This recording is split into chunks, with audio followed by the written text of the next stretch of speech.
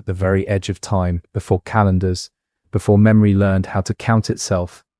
There is a silence so deep, it feels almost alive. This is not the silence of emptiness, but the silence of waiting, of landscapes untouched by human footsteps, of winds that carried no names, of stars reflected in waters that had never known a story. To stand here, conceptually, is to stand outside everything familiar. No nations exist yet. No religions have been spoken into form. No walls, no roads, monuments.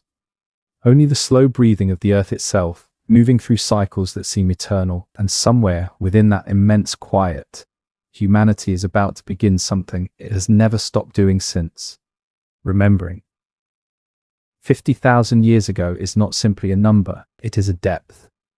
A vertical drop through layers of time so vast that the modern mind struggles to hold it. Civilizations we revere as ancient, Rome, Egypt, Mesopotamia, have not even been imagined yet. Agriculture does not exist. Writing does not exist. Even the idea of history has not been invented, and yet humans are already here, already thinking, already adapting, already carrying stories within them that will stretch further than anything else our species has ever created. To approach this moment is to confront how fragile our sense of permanence truly is. Everything we consider foundational, technology, borders, recorded knowledge, floats atop a much deeper human ocean. Most cultures, when traced backward far enough, dissolve into uncertainty. Their origins blur, fragment, and vanish. But there is one cultural current that does not break. It does not disappear into the darkness of prehistory. Instead, it continues quietly, resiliently flowing from a time before memory had a written form, all the way into the present moment. This story begins not with a conquest or a discovery, but with arrival. Not the arrival of empires, but of people, small groups of humans standing at the edge of a world they have never seen before. Behind them lies a long journey through unfamiliar lands. Ahead of them, an entire continent waits in silence. They do not know its name. They do not know what lives within it. They only know that they must survive. The earth they step into is different from ours. Sea levels are lower. Coastlines stretch farther into the horizon. Giant animals roam the land, creatures so immense they feel almost mythological to us now. The climate shifts slowly, but relentlessly. Survival here will demand more than strength. It will require attention, memory, relationship. What makes this moment extraordinary is not simply that humans arrive here, but that they stay. They do not pass through and vanish. They do not collapse after a few generations. They adapt so completely, so precisely, that their way of life becomes inseparable from the land itself. Over time, survival transforms into knowledge, and knowledge transforms into culture, and that culture does something almost unheard of in human history. It endures. When we speak of the world's oldest culture, we are not talking about ruins buried beneath sand or stone. We are not speaking of artifacts locked behind glass. We are speaking of a continuous thread of human understanding, passed from generation to generation without interruption across 50 millennia. A living memory that has survived ice ages, rising seas, environmental collapse, and profound violence. A memory that has never relied on ink or paper, yet has outlasted most written traditions. This is difficult for the modern mind to grasp, because modern life is built on acceleration. We measure progress in decades, sometimes years. Technologies become obsolete within a generation. Cities rise and fall faster than ancient forests can grow. In this world, endurance feels almost unnatural. And yet here, at the edge of deep time, endurance is the central achievement. Imagine knowledge that does not belong to individuals, but to place. Knowledge that is not owned, but carried. Knowledge that cannot be separated from the land without losing its meaning. This is not history as a list of events, but history as a living relationship. A relationship between humans and earth that is renewed rather than consumed with each generation. To understand this culture, we must first let go of the idea that history moves only forward. Instead, It moves outward, through memory, through repetition, through careful listening. Time is not a line, but a landscape, and every step taken across it leaves a trace. In this world, the past is never fully gone. It exists in the way fire is used, not recklessly, but with intention. It exists in the paths walked across vast distances, paths remembered not by maps but by song. It exists in stories that do not merely entertain, but instruct, stories that encode law, morality, ecology, and identity into narratives that can survive thousands of years without being written down. Standing at this beginning, we are confronted with a profound question. What does it mean to be ancient? Is age measured by stone structures and dates carved into tablets?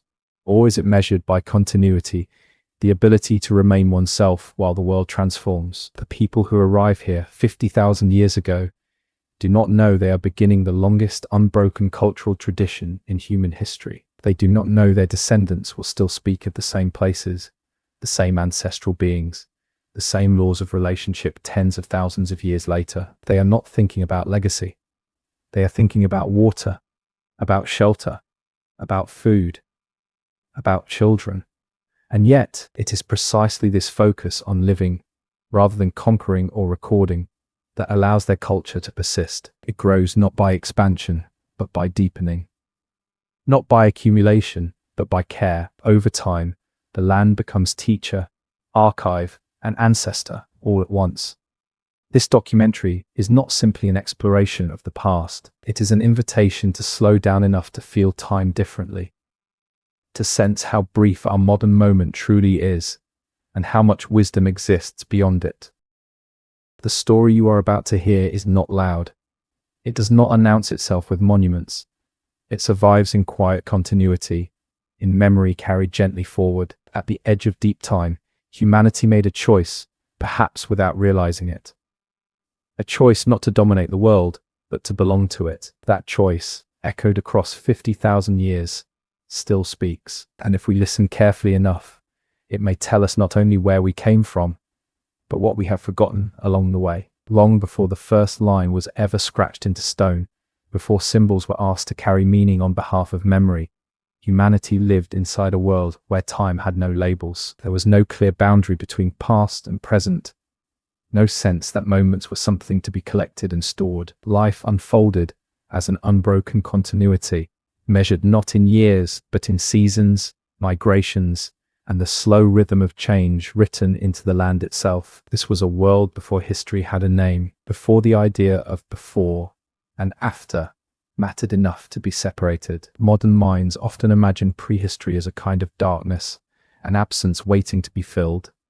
But this is a misunderstanding shaped by our dependence on writing. The lack of written records does not mean the absence of knowledge. It means knowledge took a different form, one that was lived rather than archived, spoken rather than inscribed.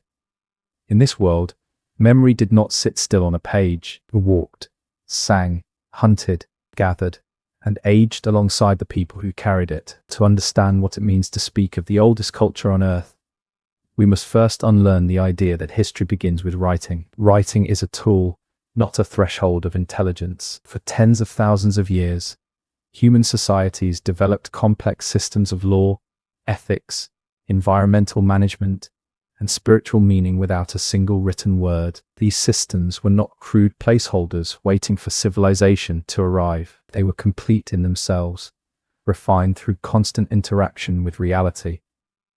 In the deep past, knowledge was inseparable from survival, knowing where water would appear after long dry seasons, recognizing the subtle signs of animal movement, understanding how fire could renew a landscape without destroying it. These were not abstract skills, they were the difference between life and extinction. Memory, therefore, became sacred. Forgetting was dangerous. Remembering was survival. This is why stories mattered so deeply. They were not entertainment, nor were they simple explanations for natural phenomena. Stories were vessels, carefully shaped containers designed to hold layers of meaning. Within them lived maps of the land, rules of behavior, warnings, and ancestral wisdom. A story could tell you where not to walk, when to harvest, how to treat others, and why the land deserved respect. all at once. And because stories were told repeatedly across generations, they remained alive, capable of adapting without losing their core truth. In this way, prehistory was not an empty prelude to real history. It was the longest and most formative chapter of the human story. It is only invisible to us because it does not conform to modern expectations of evidence. We look for buildings, inscriptions, empires. When we do not find them, we assume absence. But what if permanence does not always take the form of stone? Many cultures throughout human history have risen quickly and vanished just as fast. They leave behind ruins, fragmented records, and unanswered questions. Their disappearance feels dramatic because it is visible. But cultures built on endurance rather than expansion often leave quieter traces. Their continuity is not etched into monuments, but into ways of living that adapt rather than collapse. This is the kind of continuity that can survive for tens of thousands of years. Before history had a name, people did not think of themselves as standing at the beginning of anything. They were not inventing the future. They were maintaining balance. The goal was not to grow endlessly, but to remain in right relationship with the land, with animals, with one another. Time was not something to be conquered, it was something to be respected. In such a worldview, change was expected, but not feared. Landscapes shifted. Climates changed. Species appeared and disappeared. These transformations were woven into collective memory, not as catastrophes to be erased, but as lessons to be carried forward. Oral traditions, preserved events that modern science would only confirm tens of thousands of years later. Rising seas, changing coastlines, altered ecosystems. Memory became a bridge across immense spans of time. The modern obsession with beginnings often leads us to ask the wrong questions. We ask when something started, as if origin alone grants importance. But continuity is a far rarer achievement. Many cultures begin, very few endure. To endure requires flexibility without loss of identity, adaptation without erasure. It requires a relationship with the world that does not exhaust its foundations. In the absence of written timelines, time itself was experienced differently. The past was not distant. Ancestors were not abstract figures lost in a remote era. They were present, in stories, in place names, in the very shape of the land. To walk across certain landscapes was to walk through memory. Every hill, river, and path carried meaning layered over countless generations. Geography became a living archive. This is why attempts to compress ancient cultures into modern historical frameworks often fail. They are not linear narratives with clear beginnings and endings. They are circular, recursive, deeply rooted. Their strength lies not in accumulation, but in repetition. Each generation does not aim to surpass the previous one, but to uphold what has been entrusted to them. Before history had a name, there was no distinction between knowledge and responsibility. To know something was to be accountable for it. To carry a story meant to care for the land it described. Knowledge was relational. It existed between people, between humans and nature, between the present and the ancestral past. As we move closer to the present, we often imagine ourselves standing at the peak of human understanding. But the deeper we look into prehistory, the more that certainty begins to fracture. Intelligence did not suddenly appear with cities. Complexity did not begin with agriculture. Wisdom did not require writing. These assumptions say more about modern bias than about ancient reality. The culture at the heart of this story does not fit neatly into our categories because it was never meant to. It did not measure success by dominance or growth. It measured success by continuity, by the ability to remain human in a changing world. That ability was forged long before history learned how to name itself. To step into this time is to encounter humanity without the filters of modern ambition. People lived close enough to the world to feel its shifts intimately. They paid attention not because it was philosophical, but because it mattered. In doing so, they built something far more enduring than empires. A way of life capable of carrying memory across 50,000 years. This is the foundation upon which everything that follows will rest.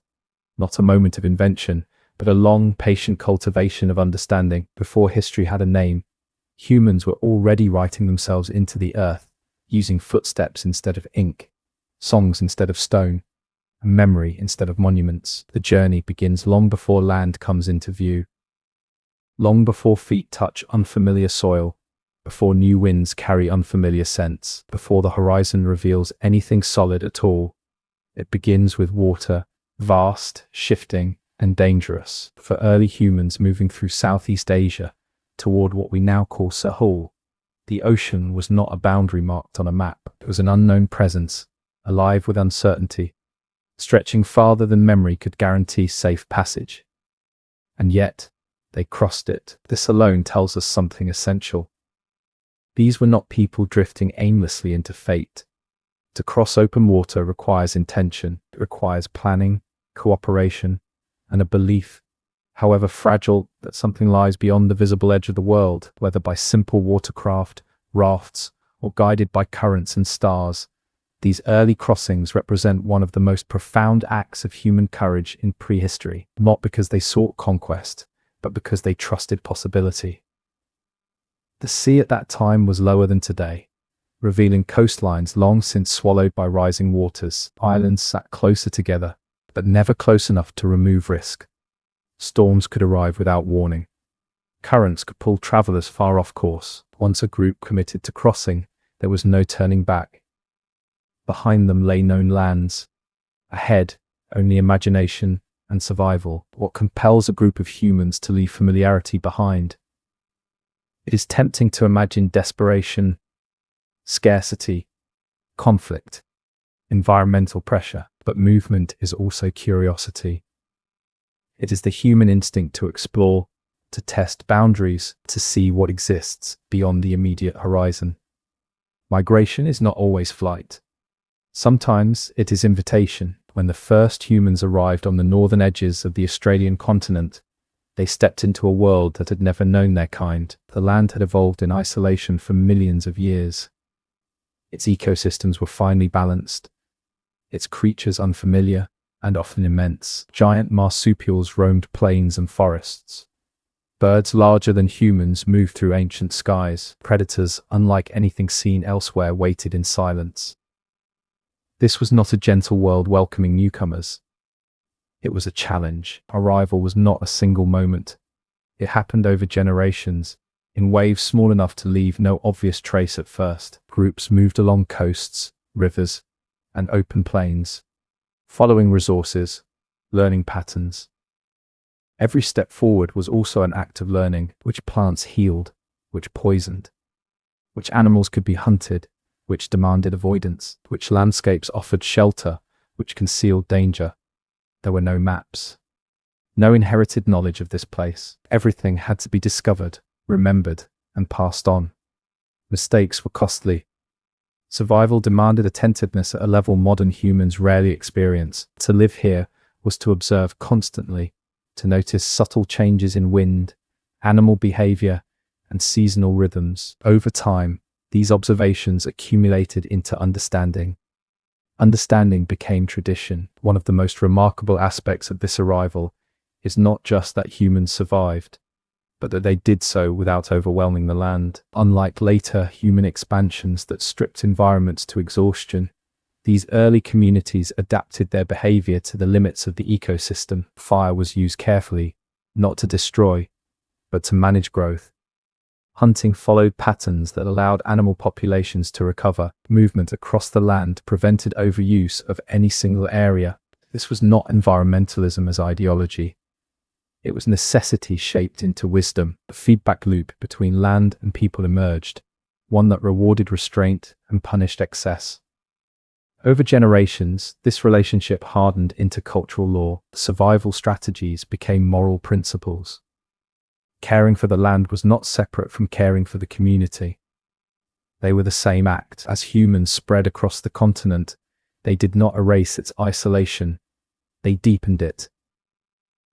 Once here, populations remained largely cut off from the rest of the world for tens of thousands of years. This isolation would become one of the defining forces shaping the culture. Without constant external influence, Knowledge evolved inward, becoming highly specialized, intimately tuned to specific landscapes. In this isolation, something rare occurred. Culture was not repeatedly disrupted by invasion, assimilation, or replacement. Instead, it layered upon itself. New knowledge did not overwrite old knowledge, it integrated with it.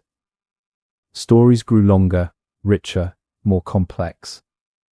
Memory extended backward without being severed. The act of arrival, then, was not just a geographic transition. It was the beginning of a long experiment in continuity, a test of whether humans could live in one place long enough to truly know it. Not dominate it, not extract from it, but understand it deeply. From this point on, identity would be inseparable from land. People did not simply live on the continent, they belonged to it. Place was not interchangeable. Each river, rock formation, and stretch of desert carried meaning shaped by experience and story. Movement across the land followed ancestral paths, routes remembered not by landmarks alone, but by narrative. The danger of romanticizing this arrival must be resisted.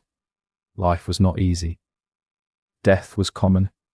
Children did not always survive. Seasons of abundance alternated with scarcity, but within these challenges, a resilient way of being emerged, one that valued balance over accumulation, memory over novelty. The first footsteps on this ancient shore did not echo loudly. They did not announce a turning point in the way modern history often imagines such moments, and yet, in hindsight, they mark one of the most significant events in the human story. Not because they led to empire, but because they led to endurance. Those early arrivals could not have known that their descendants would still speak of the same ancestral beings, still walk the same ceremonial paths, still recognize the same laws of relationship tens of thousands of years later. They were not building toward a future they could imagine. They were building toward survival, toward belonging. And perhaps that is why it lasted. In stepping onto an unfamiliar shore, these humans did something profoundly human. They trusted themselves to adapt. They trusted memory to carry what mattered. They trusted that life, lived attentively enough, could sustain itself far beyond any single lifetime. The ocean receded behind them. The land opened ahead, and a story began that has never truly ended. The land they entered was not neutral. It did not simply receive its new inhabitants and allow them to continue unchanged. From the moment humans began to move deeper into this vast continent, the environment began shaping them in return. Australia was unlike anywhere humanity had known before, older than most landscapes on Earth. Its soils were thin, ancient, and often unforgiving. Rivers did not always behave predictably. Rain arrived in extremes, either in sudden abundance or in long, punishing absence. To live here required more than adaptation. It required transformation. This was a continent of contrasts. Endless deserts opened beneath skies that seemed too wide, too exposed. Dense tropical regions pulsed with life, humidity, and unseen dangers. Mountain ranges weathered into soft silhouettes rather than sharp peaks, carrying the weight of deep geological time. Along the coasts, tides and mangroves shifted constantly, blurring the line between land and sea. No single strategy could ensure survival across all of it. Each region demanded its own understanding, its own rhythms, its own rules. As people spread across these environments, their ways of thinking evolved in response. The land did not allow for domination. Attempts to force it into submission were punished quickly. Instead, survival depended on reading subtle signs, changes in plant behavior, animal movement, wind direction, and temperature. Knowledge became observational, cumulative, and deeply contextual. Intelligence here was not about control, but about attunement. Over generations, this constant attentiveness reshaped cognition itself. Memory became expansive, capable of holding vast amounts of localized information. Stories grew not only as cultural expression, but as practical necessity. A narrative might encode the location of water holes, the timing of seasonal food sources, or warnings about dangerous terrain. To forget a story was not merely a cultural loss, it could be fatal. Isolation amplified this process. With little contact beyond the continent, there was no external reset, no sudden influx of foreign ideas to disrupt accumulated knowledge. Instead, understanding refined itself internally, adapting slowly as environments changed. This fostered a kind of intellectual patience rarely seen in fast-moving civilizations. Change was absorbed, not resisted. New realities were woven into existing frameworks rather than replacing them. The land also demanded humility. Droughts could last for years, floods could reshape entire regions overnight. Fire could devastate or renew, depending on how it was used. Humans learned that they were not separate from these forces. They were participants within them. Over time, this awareness solidified into cultural law. To act against the land was to act against oneself. One of the most profound ways this environment shaped human thought was through its scale. Distances were immense. Travel between regions could take weeks or months. There were no shortcuts. This fostered an understanding of time as something broad and patient. Urgency gave way to endurance. Decisions were made with future generations in mind, not immediate gain. In this context, ownership took on a different meaning. Land was not possessed in the modern sense. It was cared for, known, and inherited through responsibility rather than control. People belonged to places more than places belonged to people. Identity was tied to landscape so deeply that displacement was not just physical, it was existential. The environment also shaped social structures. In a land where resources could be scarce and unpredictable, cooperation was essential. Knowledge had to be shared, not hoarded. Conflict that fractured community could be catastrophic. As a result, systems of law and kinship developed to maintain balance, regulate behavior, and resolve disputes without widespread violence. These systems were not written, but they were precise, complex, and deeply respected. Even spirituality emerged directly from environmental experience. The land was not seen as inert matter, but as alive with agency and memory. Mountains, rivers, and plains were not just locations. They were ancestral presences. This was not abstract belief. It was a lived recognition that the land shaped human fate as much as humans shaped the land. Over thousands of years, as climates shifted and megafauna disappeared, the culture adapted without losing its core. Knowledge evolved, but its foundation, relationship with place, remained intact. This continuity is what allowed the culture to survive changes that destroyed others. It was flexible without becoming unrecognizable, rooted without becoming rigid. Modern science has only recently begun to appreciate the sophistication of this adaptation. Practices such as controlled burning, once misunderstood or dismissed, are now recognized as advanced land management techniques. These methods shaped ecosystems in ways that increased biodiversity and reduced catastrophic wildfires. They were not accidents, they were the result of generations of observation and refinement. The continent, in shaping the human mind, also shaped human values. Patience, respect, restraint, and attentiveness were not abstract virtues. They were survival traits. To live well here meant to listen more than act, to observe before deciding, to accept limits rather than constantly test them. In many ways, this land created a different kind of humanity. One that did not measure success by accumulation or expansion, but by balance and continuity. A humanity that understood that to endure, one must belong to place, to community, to memory. This transformation did not happen quickly. It unfolded across millennia, so gradually that no generation would have noticed it as change. And yet, when viewed across deep time, its effects are unmistakable. The continent did not just host one of the world's oldest cultures. It helped create it. To understand this culture without understanding the land is impossible. They are not separate stories. They are the same story, told through different forms. The land shaped the mind shaped the culture, and together they created a way of being human capable of surviving 50,000 years of change without losing itself. In a world increasingly disconnected from place, this ancient relationship offers a quiet challenge. It asks whether intelligence is always about advancement, or whether sometimes it is about staying. About learning a place so completely that leaving it behind no longer makes sense. Survival in this ancient world was never a matter of brute force alone.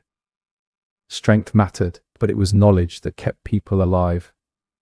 Knowledge of stone, of fire, of movement, of timing. Each tool held in the hand was the result of countless failures remembered and refined. Each spark coaxed from dry wood carried with it generations of understanding about wind, moisture, and patience. Life here demanded intimacy with the materials of the world, and from that intimacy emerged a language spoken not in words, but in actions. Stone was not just a resource, it was a partner. Different types of stone behaved differently when struck, flaked, or shaped.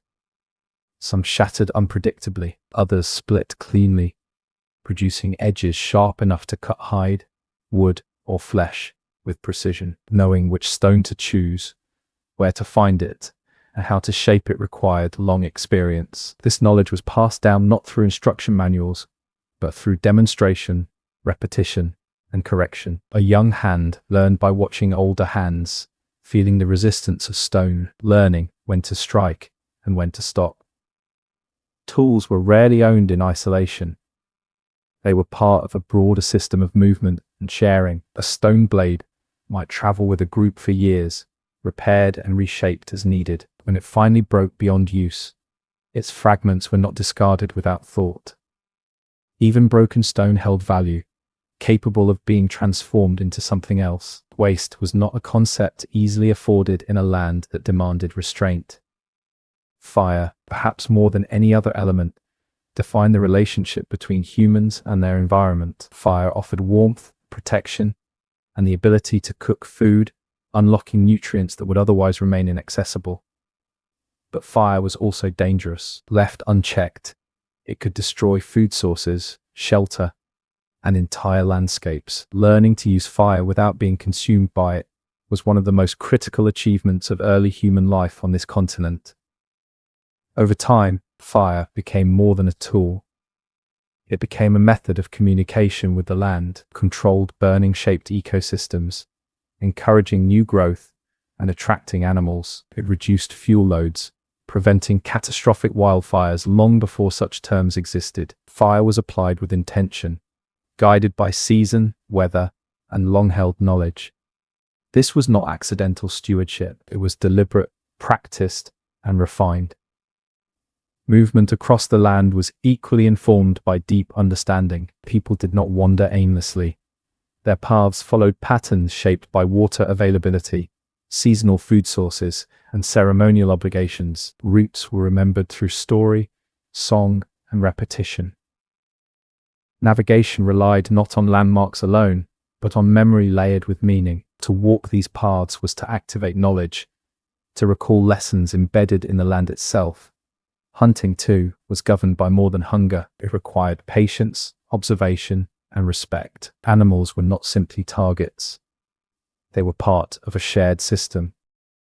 Overhunting could unbalance ecosystems and threaten future survival. As a result, hunting practices were regulated by cultural rules that limited excess and emphasized sustainability. Certain animals were taken only at specific times. Others were avoided entirely in certain contexts. These rules were not arbitrary. They were born of long observation and hard-earned consequence. Food gathering was equally complex. Plants that nourished could also harm if prepared incorrectly. Some required careful processing to remove toxins. This knowledge was precise and unforgiving. A mistake could lead to illness or death. Yet, across generations, these techniques were preserved, refined, and shared. What modern science would later label as chemistry and botany existed here as lived experience. What ties all of this together is memory. Survival depended on remembering what worked and what did not.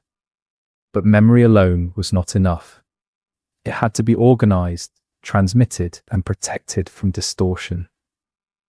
This is where culture stepped in. Stories, rituals, and social norms acted as stabilizing forces, ensuring that essential knowledge survived beyond individual lifetimes. Children learned not through abstract instruction, but through participation. They watched, mimicked, and slowly absorbed the rhythms of daily life. Knowledge was not rushed. Mastery took time, mistakes were expected, but guidance was constant. In this way, learning was embedded in living rather than separated from it. The absence of writing did not mean an absence of complexity. On the contrary, it meant that knowledge had to be robust enough to survive oral transmission. Information was encoded in multiple forms: stories, songs, practices, so that even if one layer faltered, others remained. Redundancy became resilience. Fire, stone, and movement formed a triad of survival that shaped both body and mind. Hands grew skilled, eyes grew observant, minds grew patient. Intelligence here was not about abstraction, but about integration, connecting observation, memory, and action into a seamless whole. Modern perspectives often underestimate this kind of intelligence because it leaves few monuments. Stone tools are small. Fire leaves fleeting traces. Paths disappear over time. But their impact was immense. These practices allowed people to inhabit one of the most challenging environments on Earth without exhausting it, and to do so continuously for tens of thousands of years. In this world, survival was not a solitary endeavor. It was communal. Knowledge was shared because survival depended on it. Hoarding information would have been self-defeating. The success of one was tied to the success of all. This interdependence shaped values that prioritize cooperation over competition. Over time, these survival strategies hardened into identity. To know how to make fire, shape stone, and move through the land was to know who you were. These were not skills separate from culture. They were culture. They defined belonging, responsibility, and continuity. The language of survival spoken here was quiet, precise, and deeply effective. It did not announce itself with grand structures or written records. It revealed itself through endurance. Through the simple fact that generation after generation lived, adapted, and remembered. And in that remembering, they built one of the most enduring human stories the world has ever known. At a certain point, survival alone was no longer enough to explain how people lived within this land. Knowledge of fire, stone, and movement kept bodies alive, but something deeper began to take shape alongside it. Something that bound memory, place, and meaning into a single, living framework. The land was no longer just navigated. It was spoken to, listened to, and remembered. This was the moment when landscape transformed into story. Every place carried more than physical characteristics. A hill was not only a rise in the ground, a river was not merely flowing water.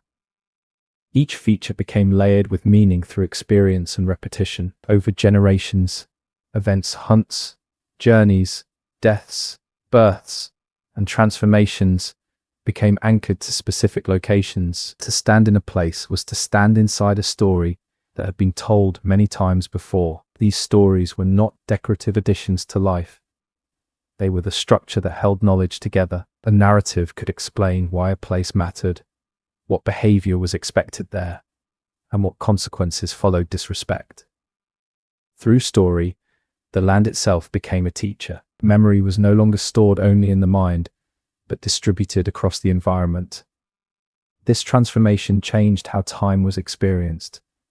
The past did not recede into distance. It remained present, activated each time a story was told or a place was visited.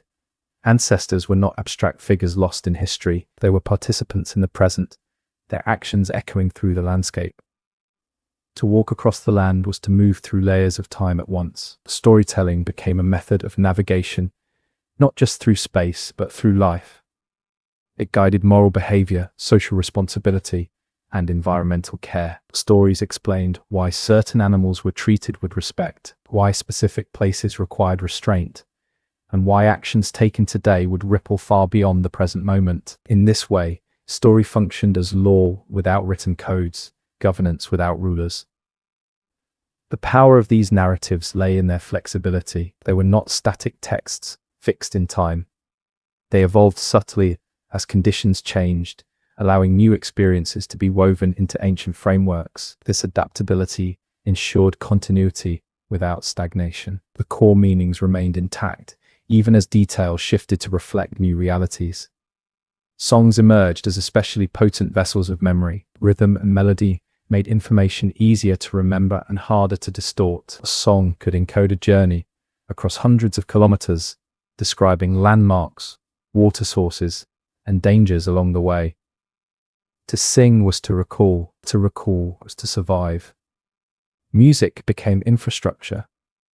As stories accumulated, they formed a vast mental map of the continent. This map did not exist in one place or one person. It was distributed across communities, each responsible for maintaining and transmitting specific parts of the whole. Knowledge was localized yet interconnected, ensuring that no single loss could erase everything. This shared custodianship reinforced social bonds. To carry a story was to carry responsibility. Forgetting was not merely a personal failure. It endangered the community. As a result, memory was treated with reverence. Elders were respected, not because of authority imposed, but because of knowledge embodied. The act of telling stories was itself ritualized. It required attentiveness, appropriate timing, and respect for context. Not every story was told everywhere or to everyone. Knowledge was revealed gradually, aligned with readiness and responsibility. This careful stewardship protected both the integrity of the stories and the people who carried them. Through this system, the land itself became inseparable from identity. People did not define themselves solely by family or group, but by their relationship to place. Certain stories belonged to certain landscapes, and certain landscapes belonged to those entrusted with their care. Identity was geographical, spiritual, and communal all at once. This way of knowing stands in stark contrast to modern systems that extract information from context and store it abstractly. Here, knowledge could not be separated from lived experience. To truly understand a story, one had to walk the land it described, feel its climate, and observe its rhythms. Understanding was embodied. Over time, this deep integration created resilience. As environments shifted due to climate change, stories adapted, incorporating new lessons while preserving foundational principles. Memory stretched across generations, maintaining continuity through change rather than resisting it. The transformation of land into story also shaped emotional life. Places became sources of comfort, identity, and belonging. Loss of place was not just displacement. It was a rupture in memory and meaning. This deep attachment fostered care, but also vulnerability. The land was loved not as property, but as kin. In this world, to harm the land was to harm the story, and to harm the story was to harm oneself. Ethics were not imposed from above. They emerged organically from lived relationship. Right and wrong were understood through consequence, memory, and respect. This was the foundation upon which later spiritual and cosmological systems would emerge. Before formal beliefs, before structured cosmology, there was story, quiet, persistent, and powerful. It allowed humans to situate themselves within a vast world without needing to dominate it. The land became a living archive, far older and more durable than stone or parchment. While written records can burn or decay, this archive endured through practice and memory. It survived because it was lived daily, reinforced by necessity and belonging. When the land became a story, culture achieved something extraordinary. It anchored itself so deeply in place that it could survive immense spans of time without losing coherence. This was not accidental. It was the result of careful attention, respect, and an understanding that memory is strongest when it is shared with the world itself. In this way, story did not merely describe reality. It created it. It shaped how people moved, thought, and cared. It transformed survival into meaning and meaning into continuity. And through that transformation, a culture took root that would endure longer than any empire, carried forward not by stone monuments, but by footsteps, voices, and memory. As stories deepened and spread across the land, They began to organize themselves into something larger than memory alone. What emerged was not a religion in the modern sense, nor a collection of myths meant to explain the unexplainable. It was a framework through which reality itself was understood and maintained. This framework did not exist apart from daily life, but flowed through it, shaping behavior, identity, and responsibility. This is what is often translated as the dreaming, though no single word can fully contain its meaning. The dreaming was not confined to a distant past. It was not a creation story sealed off from the present. It existed simultaneously in what had been, what was, and what would continue to be. Time within this system did not move forward in a straight line. It circulated. Ancestral beings were not gone. They remained active, their presence embedded in the land, the stories, and the laws governing life. To live was to participate in an ongoing act of creation and maintenance. These ancestral beings were not gods watching from above. They were forces that moved through the landscape, shaping rivers, mountains, animals, and people. Their actions established patterns that humans were expected to follow, not out of fear, but out of understanding. The world functioned as it did because these patterns were respected. When they were ignored, imbalance followed. What makes this system extraordinary is its precision. The dreaming functioned as law, but not law imposed through punishment alone. It was law woven into reality. Each story carried instructions for behavior, relationships, and land care. These instructions were not optional. They were validated continuously by lived experience. When people acted in alignment with them, the world remained stable. When they did not, consequences were immediate and undeniable. In this way, belief was inseparable from practice. There was no division between sacred and secular life. Hunting, gathering, ceremony, and social interaction all existed within the same moral universe. Every action echoed beyond the individual, rippling outward into community and land. Responsibility was collective, and accountability was shared. The dreaming also served as an archive far more complex than any written record. Within its stories lived detailed knowledge of geography, ecology, kinship, and history. These stories did not merely describe the world. They encoded instructions for how to move through it safely and respectfully. They explained which relationships were permitted, which were forbidden, and why. They preserved memory not as static information, but as lived obligation. Initiation into this system was gradual. Knowledge was not given all at once.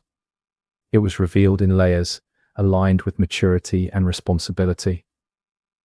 This ensured that power and understanding grew together. Knowing more meant being accountable for more. This balance prevented misuse of knowledge and reinforced trust within the community. Ceremony played a central role in maintaining this architecture of belief. Through song, dance, body painting, and ritual movement, stories were reactivated. Ceremony was not performance, it was renewal. By reenacting ancestral journeys and events, people reaffirmed their place within the ongoing story of the land. These acts kept the world in balance, not symbolically, but practically, reinforcing shared values and knowledge. The land itself was inseparable from this system. Specific places were tied to specific stories and responsibilities.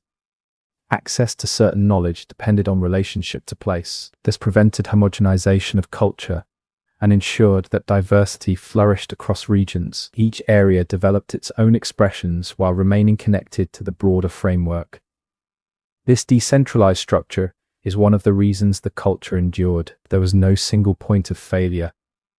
Knowledge was distributed, guarded, and renewed constantly. Even if parts were disrupted, others remained intact. Continuity was built into the system.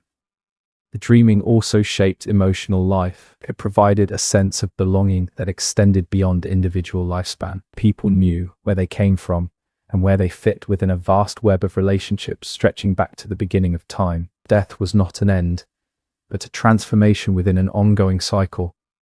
Grief existed, but it was held within a larger understanding of continuity. Modern observers often struggle to comprehend this worldview because it resists categorization. It is not merely spiritual, not merely social, not merely ecological. It is all of these at once. Attempts to isolate it into a single category flatten its meaning. The dreaming was not an idea people believed in. It was the way reality was experienced. This worldview also fostered restraint. Because the land was alive with ancestral presence, exploitation was unthinkable. To take more than needed was to disrupt balance. To damage a place was to damage a story that could not be replaced. Ethics emerged not from abstract principles, but from intimacy with consequence. The strength of this system lies in its longevity. While belief systems built on fixed texts often fracture under change, this one adapted without losing coherence. New experiences were absorbed, interpreted through existing stories, and woven into the fabric of understanding. Change did not threaten the system. It nourished it. Over tens of thousands of years, this architecture of belief guided countless generations through environmental shifts, scarcity, and abundance. It survived precisely because it did not demand control over the world, only relationship with it. It asked humans to listen before acting, to remember before deciding. In a modern world, often fractured by disconnection from land, from history, from one another, this ancient framework offers a different vision of intelligence, one that values continuity over conquest, balance over dominance, and responsibility over ownership. The dreaming was not a relic of the past. It was a living system, constantly renewed through practice, memory, and care. It allowed a culture to remain itself across 50,000 years of change, and in doing so, it quietly challenges the assumption that progress requires abandonment of the old. Sometimes, survival requires remembering exactly who you are across the vastness of the continent, where distances stretch beyond the horizon and landmarks can vanish into sameness. Memory learned how to move. It did not take the form of lines etched onto surfaces or symbols fixed in place. Instead, it traveled through voice, rhythm, and repetition. What emerged was one of the most extraordinary navigational systems ever created by humans, a network of invisible pathways known today as songlines. To understand songlines is to understand that movement itself can be an act of remembrance.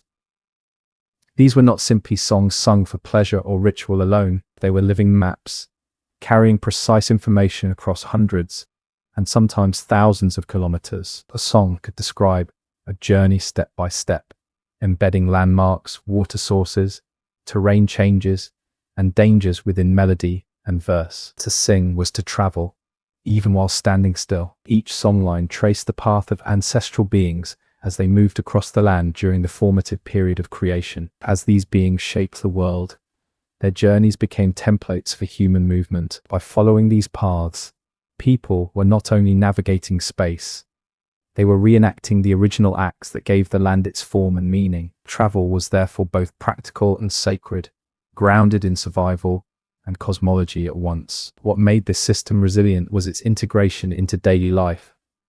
Songlines were learned gradually, often beginning in childhood. Simple verses introduced local paths, while more complex sequences were revealed with maturity and responsibility. Knowledge was layered, ensuring that critical information was retained while sensitive knowledge remained protected. Unlike written maps, which remained static even as landscapes changed, songlines evolved. As environments shifted due to climate or seasonal variation, verses could be adjusted without breaking the underlying structure. This allowed the system to remain accurate across immense spans of time.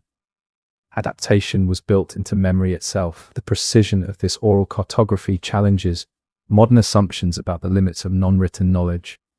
Songlines were not vague poetic expressions. They contained detailed, actionable information. A verse might signal where water could be found after long droughts, how to recognize a safe crossing, or which areas were to be avoided during certain seasons.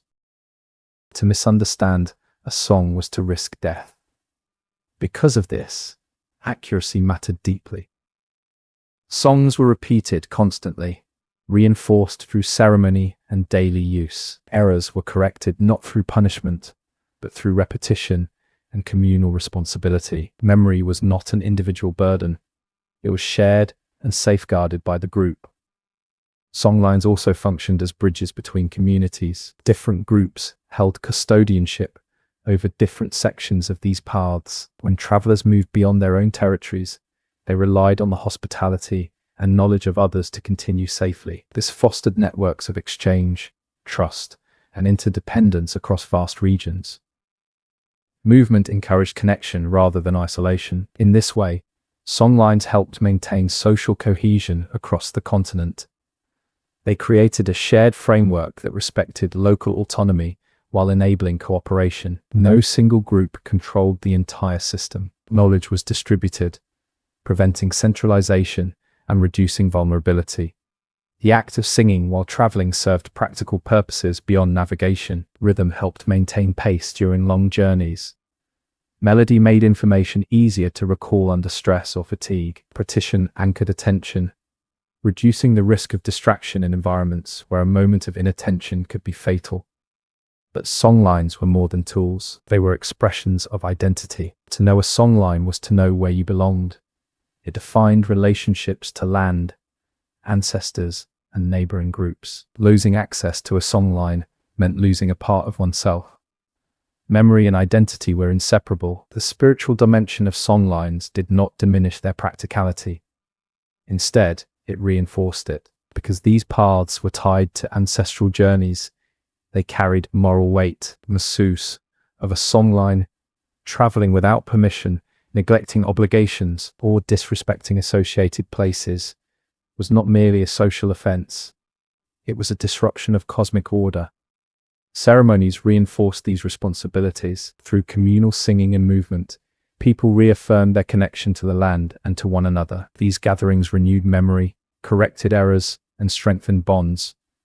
They ensured that songlines remained alive rather than fossilized. The resilience of this system is evident in its longevity. Long after coastlines shifted and environments transformed, songlines preserved memories of ancient landscapes. Some songs describe features that no longer exist above water, echoing submerged coastlines lost to rising seas. These are not legends, they are memories carried across millennia. For modern observers, this challenges conventional distinctions between myth and history. Songlines do not fit neatly into either category. They are not fictional narratives, nor are they detached records of events. They are lived memory, activated through practice, sustained through care. In a world increasingly reliant on external storage for knowledge, songlines demonstrate a different kind of intelligence. One that resides within the body and the community, one that requires presence, attention, and responsibility. Knowledge here cannot be consumed passively. It must be carried. The disappearance of songlines through disruption, displacement, or neglect represents more than cultural loss. It is the loss of an entire way of knowing, a way that has proven capable of guiding humans safely across vast and challenging landscapes for tens of thousands of years. To walk a songline is to participate in an unbroken conversation between past and present. It is to acknowledge that memory can be alive, mobile, and precise without ever being written down. In following these invisible roads, people did not just move across the land, they kept time itself in motion. Through songlines, memory learned how to travel, and in doing so, it ensured that culture could move, adapt, and endure across one of the longest spans of human history the world has ever known. When people imagine ancient societies, they often picture towering structures, rigid hierarchies, and rulers whose power is etched into stone. They imagine cities rising from the land, kings issuing commands, and laws enforced from above.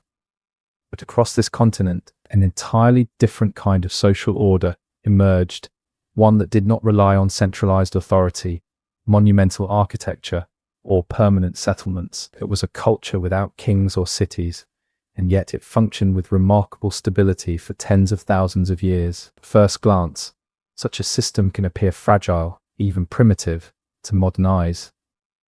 Without formal government, how were disputes resolved? Without written law, how was behavior regulated? Without cities, how was culture preserved? These questions arise from assumptions shaped by later civilizations. They overlook the possibility that complexity does not require concentration, and order does not require domination. Social organization here was decentralized but not chaotic. Communities were structured through intricate kinship systems that defined relationships, responsibilities, and obligations. These systems governed who could marry whom, how resources were shared, and how conflicts were addressed.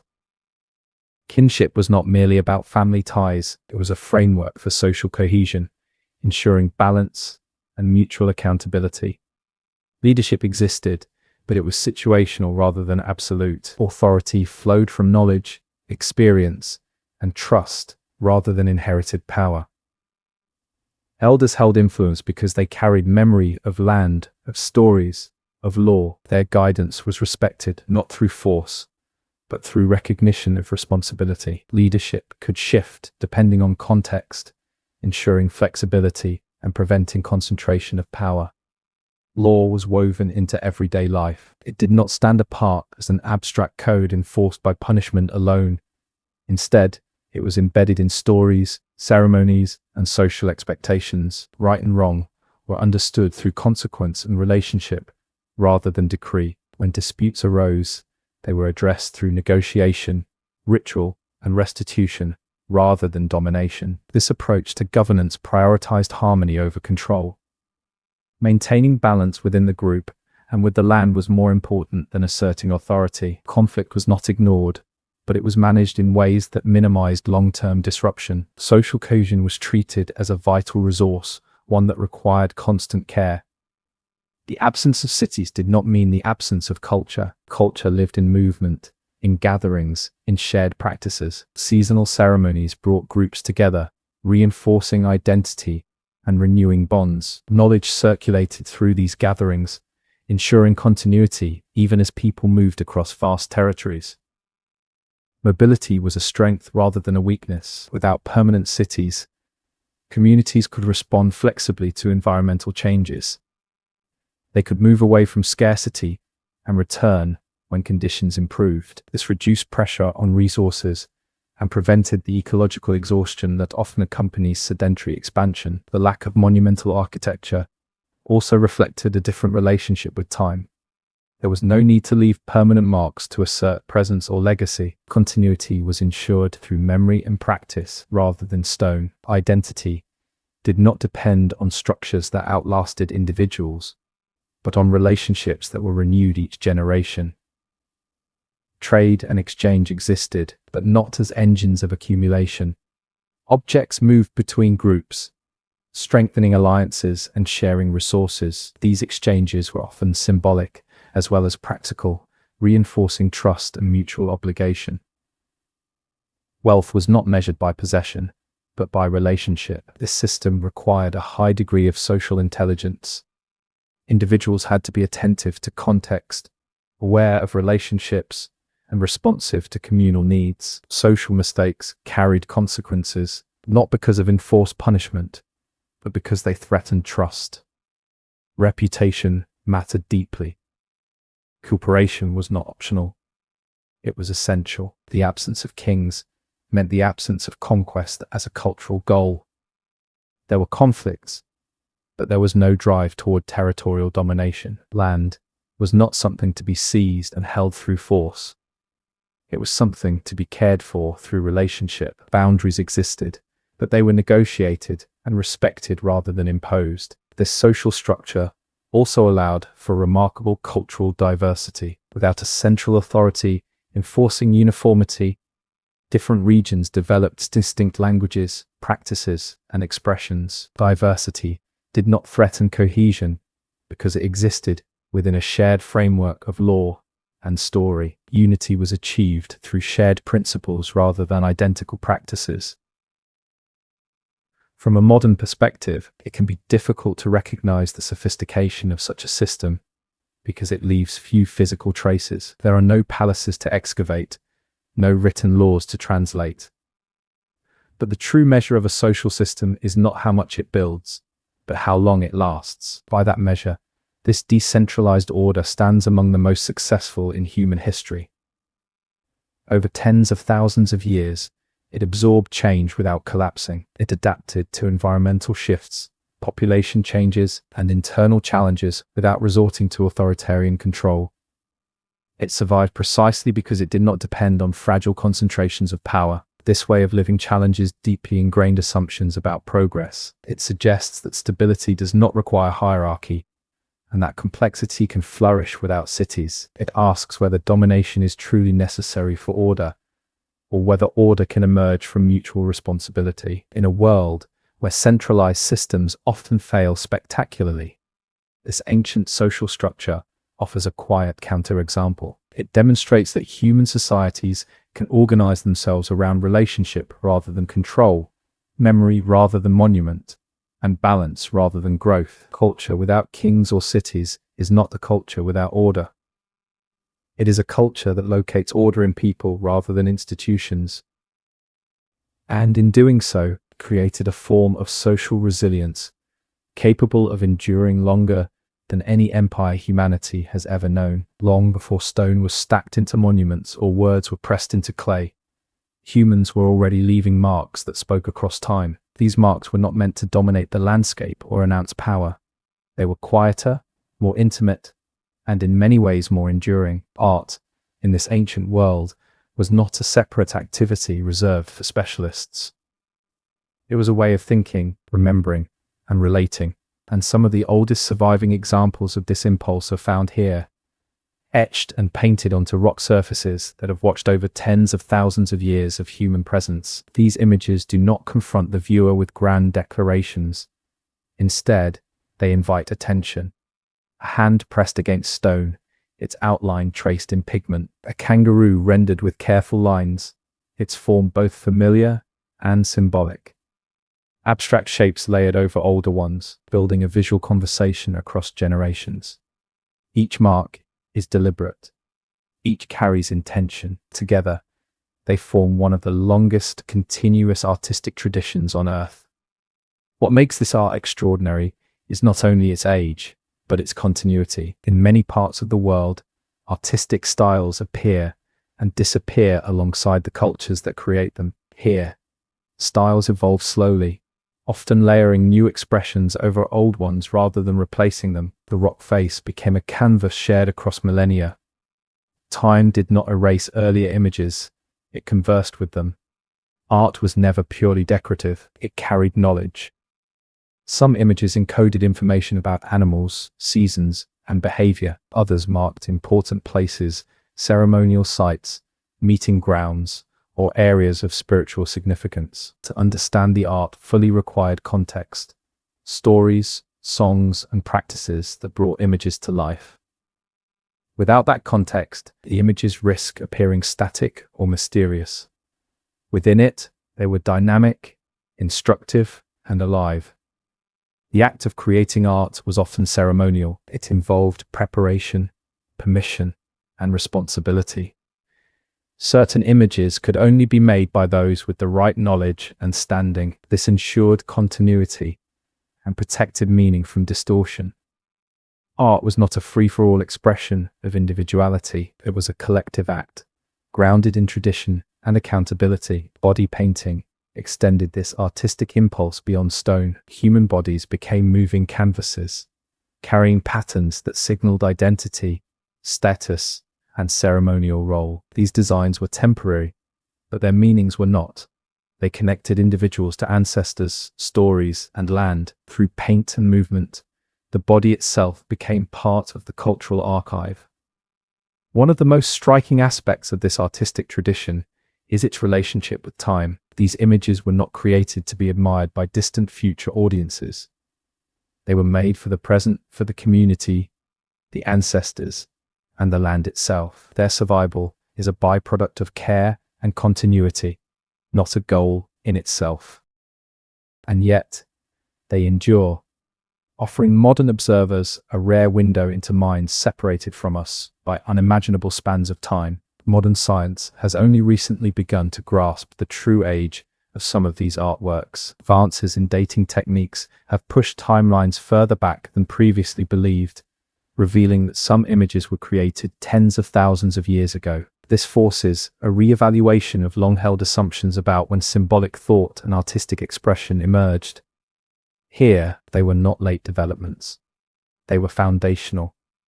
Art also played a role in maintaining social cohesion. Shared symbols reinforced shared understanding. They provided a visual language that complemented oral tradition, anchoring stories to place. In this way, art functioned as memory made visible. It helped stabilize knowledge across generations, reducing the risk of loss or misinterpretation. The locations of these artworks were rarely random. Rock shelters, cliff faces, and caves offered protection from the elements, but they also carried meaning. These were places where the boundary between worlds felt thinner, between past and present, between human and ancestral. Creating art in such spaces reinforced their significance and ensured their care. Unlike later artistic traditions that celebrate novelty and individual innovation, this art valued continuity. New works respected old ones. Change occurred, but it was incremental, respectful, and integrated. This approach mirrors the broader cultural emphasis on endurance rather than disruption. For modern viewers accustomed to galleries and museums, it can be difficult to appreciate art that exists outside those contexts. Removed from its landscape, stripped of its stories, ancient art risks becoming aestheticized rather than understood. Its power lies not only in form, but in relationship to land, to memory, to lived practice. These images also challenge the notion that early humans were primarily concerned with survival at the expense of expression. Even in environments that demanded constant attention and care, people found time and meaning in creation. This suggests that art is not a luxury of abundance, but a fundamental human need, a way of making sense of the world and one's place within it. Over thousands of years, as climates shifted and societies adapted, art remained a constant thread. It evolved alongside other aspects of culture, absorbing new influences without losing coherence. This resilience mirrors the resilience of the culture itself. Both endured by balancing flexibility with continuity. Today, these ancient artworks face new threats: erosion, vandalism, and the pressures of a changing world. Their survival now depends not only on the descendants of those who created them, but on broader recognition of their value. They are not relics of a vanished past. They are evidence of a living tradition that has weathered immense change. To stand before one of these images is to feel time compress. The hand that pressed pigment against stone so long ago was human, just like ours. The intention behind it to remember, to belong, to communicate, remains instantly recognizable. Across tens of thousands of years, art bridges the distance, reminding us that the human impulse to create meaning is older than civilization itself. In these marks on stone, we see not just the beginnings of art, but the persistence of humanity. Quiet, patient declaration that memory matters, that place matters, and that even without cities or kings, people found ways to speak to the future. The world did not remain still as generations passed. Ice advanced and retreated across distant continents. Sea levels rose slowly, swallowing coastlines that had once been walked with confidence. Rain patterns shifted, deserts expanded, forests contracted, and rivers altered their paths. For many cultures, such changes proved catastrophic. Ways of life collapsed when environments no longer matched inherited knowledge. But here, something different happened. Memory proved stronger than disruption. Across tens of thousands of years, people witnessed transformations so vast that modern humans struggled to comprehend them. Lands that were once open plains became seabeds. Islands disappeared beneath water. Animals that had shaped daily life vanished entirely. Yet these changes did not erase culture. They were absorbed into it. The key to this endurance was not resistance to change, but attentiveness to it. Environmental shifts were not treated as anomalies to be denied. They were observed, remembered, and integrated into stories that could be carried forward. Knowledge did not freeze in time.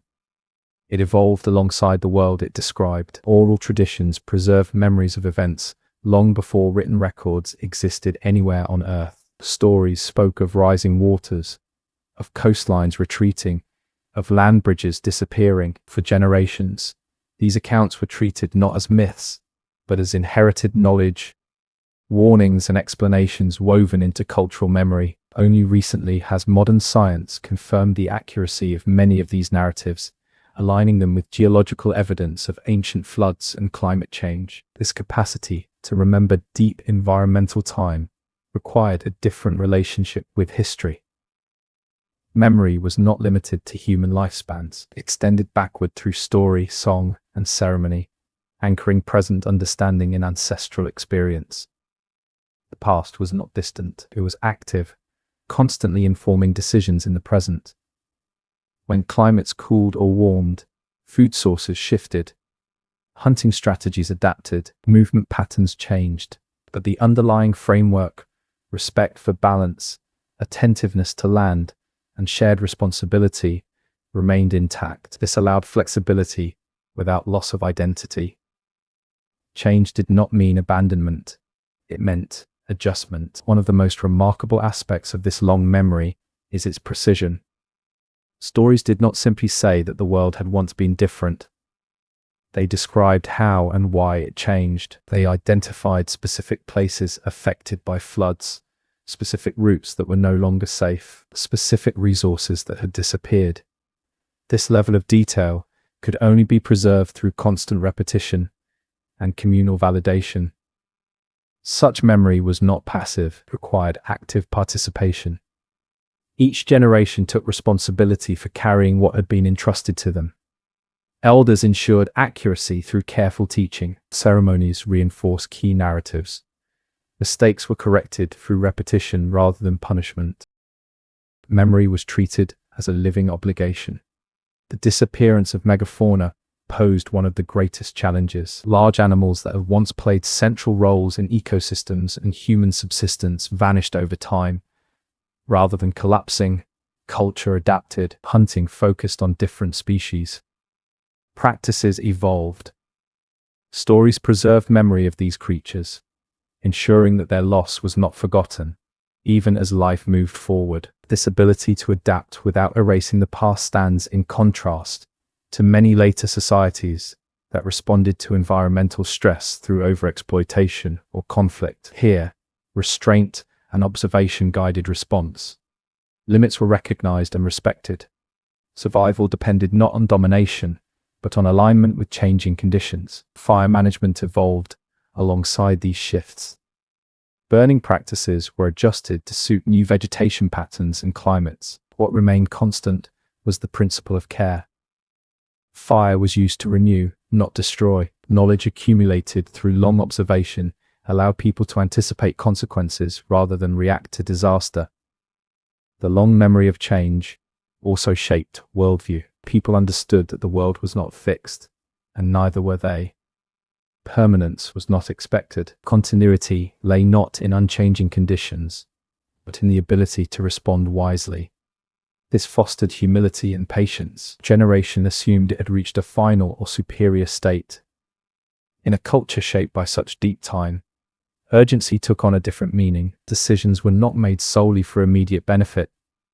They were evaluated in terms of long-term impact. The future was not abstract. It was populated by descendants whose well-being depended on present restraint. Modern societies often treat climate change as unprecedented, something beyond historical experience. But this ancient culture lived through dramatic environmental shifts without collapsing. This does not mean the changes were easy or painless. They brought loss and hardship, but they were not met with denial. They were met with adaptation grounded in memory.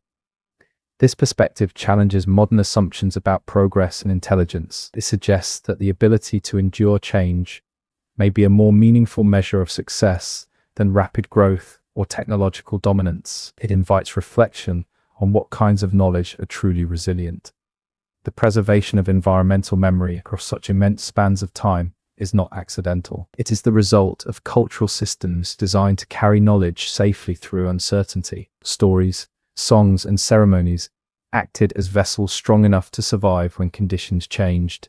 When rising seas erased familiar coastlines, memory ensured that loss was not forgotten. When animals disappeared, stories preserved their place in the world. When landscapes transformed, knowledge adapted rather than vanished. In this way, culture became a bridge across deep time, linking past, present, and future. The long memory of change also fostered empathy with the land itself. People understood that landscapes, like humans, had histories. They bore scars and transformations.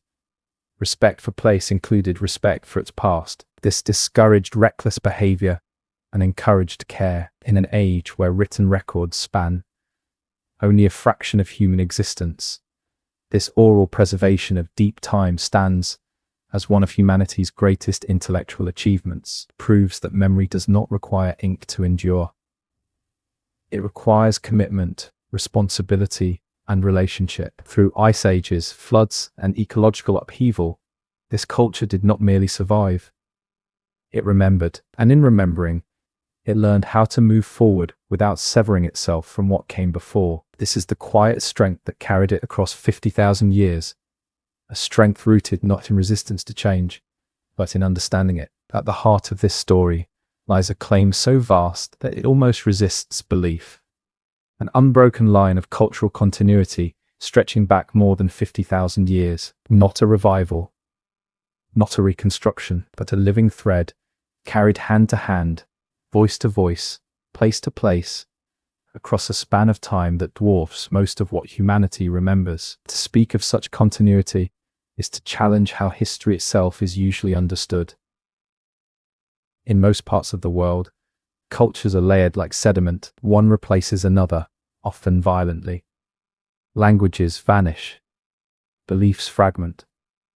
Practices survive only as echoes in ruins or texts that require translation. Even the most celebrated civilizations endured for a few thousand years at most before collapsing, transforming, or being absorbed. Continuity, in the deepest sense, is rare. Here, however, continuity did not depend on empire, writing, or centralized power. It depended on something more fragile and more resilient at the same time. Relationship to land, to story, to law, and to responsibility. These relationships were renewed continuously, generation after generation, without interruption long enough to break the chain. This does not mean nothing changed. On the contrary, almost everything changed. Environments shifted. Species disappeared. Social arrangements evolved, but the underlying framework that gave meaning to these changes endured. Identity was not defined by static forms, but by ongoing participation in a shared system of understanding. Modern science has begun to recognize this continuity through multiple lines of evidence. Archaeology reveals persistent occupation of the same regions across tens of thousands of years. Genetic studies show deep ancestry rooted in place, rather than waves of replacement. Linguistics reveals families of languages that diverged gradually rather than abruptly. Anthropology uncovers practices that align across immense spans of time, even as their expressions shift. Taken together, these findings tell a story that cannot be reduced to coincidence. They point to a culture that did not fracture under pressure, but bent and adapted while remaining itself. A culture that found ways to carry memory safely through upheaval. What makes this continuity extraordinary is not only its length, but its quality. It was not maintained through rigid preservation or resistance to change. That kind of rigidity often leads to collapse. Instead, continuity was achieved through flexibility anchored in principle. Core values: respect for land, balance, responsibility, and relationship remained stable even as practices evolved. This balance between stability and adaptation required constant effort. Continuity was not passive. It had to be actively maintained through teaching, ceremony, and daily practice. Each generation inherited not only knowledge, but the duty to care for it. Forgetting was not inevitable. It was preventable through attention. The absence of writing made this responsibility even greater. Without external storage, memory lived within people and places. This meant that knowledge could not be outsourced. It had to be embodied. Stories had to be told. Songs had to be sung. Paths had to be walked. Continuity depended on use. This also meant that culture was inseparable from life itself. There was no point at which one could step outside of it. Every action, how food was gathered, how disputes were resolved, how children were raised, reinforced continuity. Culture was not something people had, it was something they did. Colonial disruption tested this continuity in unprecedented ways. Violence, displacement, disease, and imposed systems attempted to sever the connection between people and land. Languages were suppressed, ceremonies were outlawed. Children were removed from their communities. By all historical precedent, such pressures should have resulted in total cultural collapse. And yet, continuity persisted in fragments at first, carried quietly, often in secret. Stories survived in whispers, practices adapted to new constraints. Memory went underground, waiting for conditions where it could surface again. Even when people were physically separated from their land, the land remained present in memory and identity. This survival was not miraculous. It was the result of deep-rooted resilience built over tens of thousands of years. Culture that had already survived ice ages, floods, and ecological transformation had developed tools for endurance that extended beyond any single crisis. Today, when elders speak languages that have been spoken on the same land for thousands of years, continuity becomes tangible. When ceremonies are renewed, when songlines are remembered, when place names retain ancient meaning, the abstract idea of deep time becomes lived reality. This continuity forces a reconsideration of what it means for a culture to be old. Age is often associated with obsolescence, but here, age correlates with adaptability. Longevity is not a sign of stagnation, but of wisdom accumulated through experience. It also challenges the notion that progress requires rupture with the past. In many modern narratives, advancement is framed as replacement, new technologies replacing old, new values displacing tradition. This story suggests a different possibility, that growth can occur through integration rather than erasure. The longest unbroken line is not straight. It twists, bends, and sometimes nearly disappears from view. But it does not break. Its strength lies not in visibility, but in continuity of care. To grasp the scale of 50,000 years is to recognize how brief most human endeavors are by comparison. It is to understand that endurance on this scale requires a worldview fundamentally different from one oriented toward rapid expansion or short-term gain. This culture endured because it aligned itself with rhythms older and larger than human ambition. It understood that survival depended not on outpacing change, but on learning how to live within it. In recognizing this continuity, we are not merely acknowledging a remarkable historical fact. We are encountering a different model of civilization, one measured not by monuments or conquests, but by the ability to remain human across deep time. The longest unbroken line is not a relic of the past. It is a living presence, reminding us that history does not always move by replacement. Sometimes it moves by remembering. For tens of thousands of years, the world had turned without interruption. Seasons shifted, coastlines changed, animals came and went, but the rhythm of life endured. Then, suddenly, another world arrived.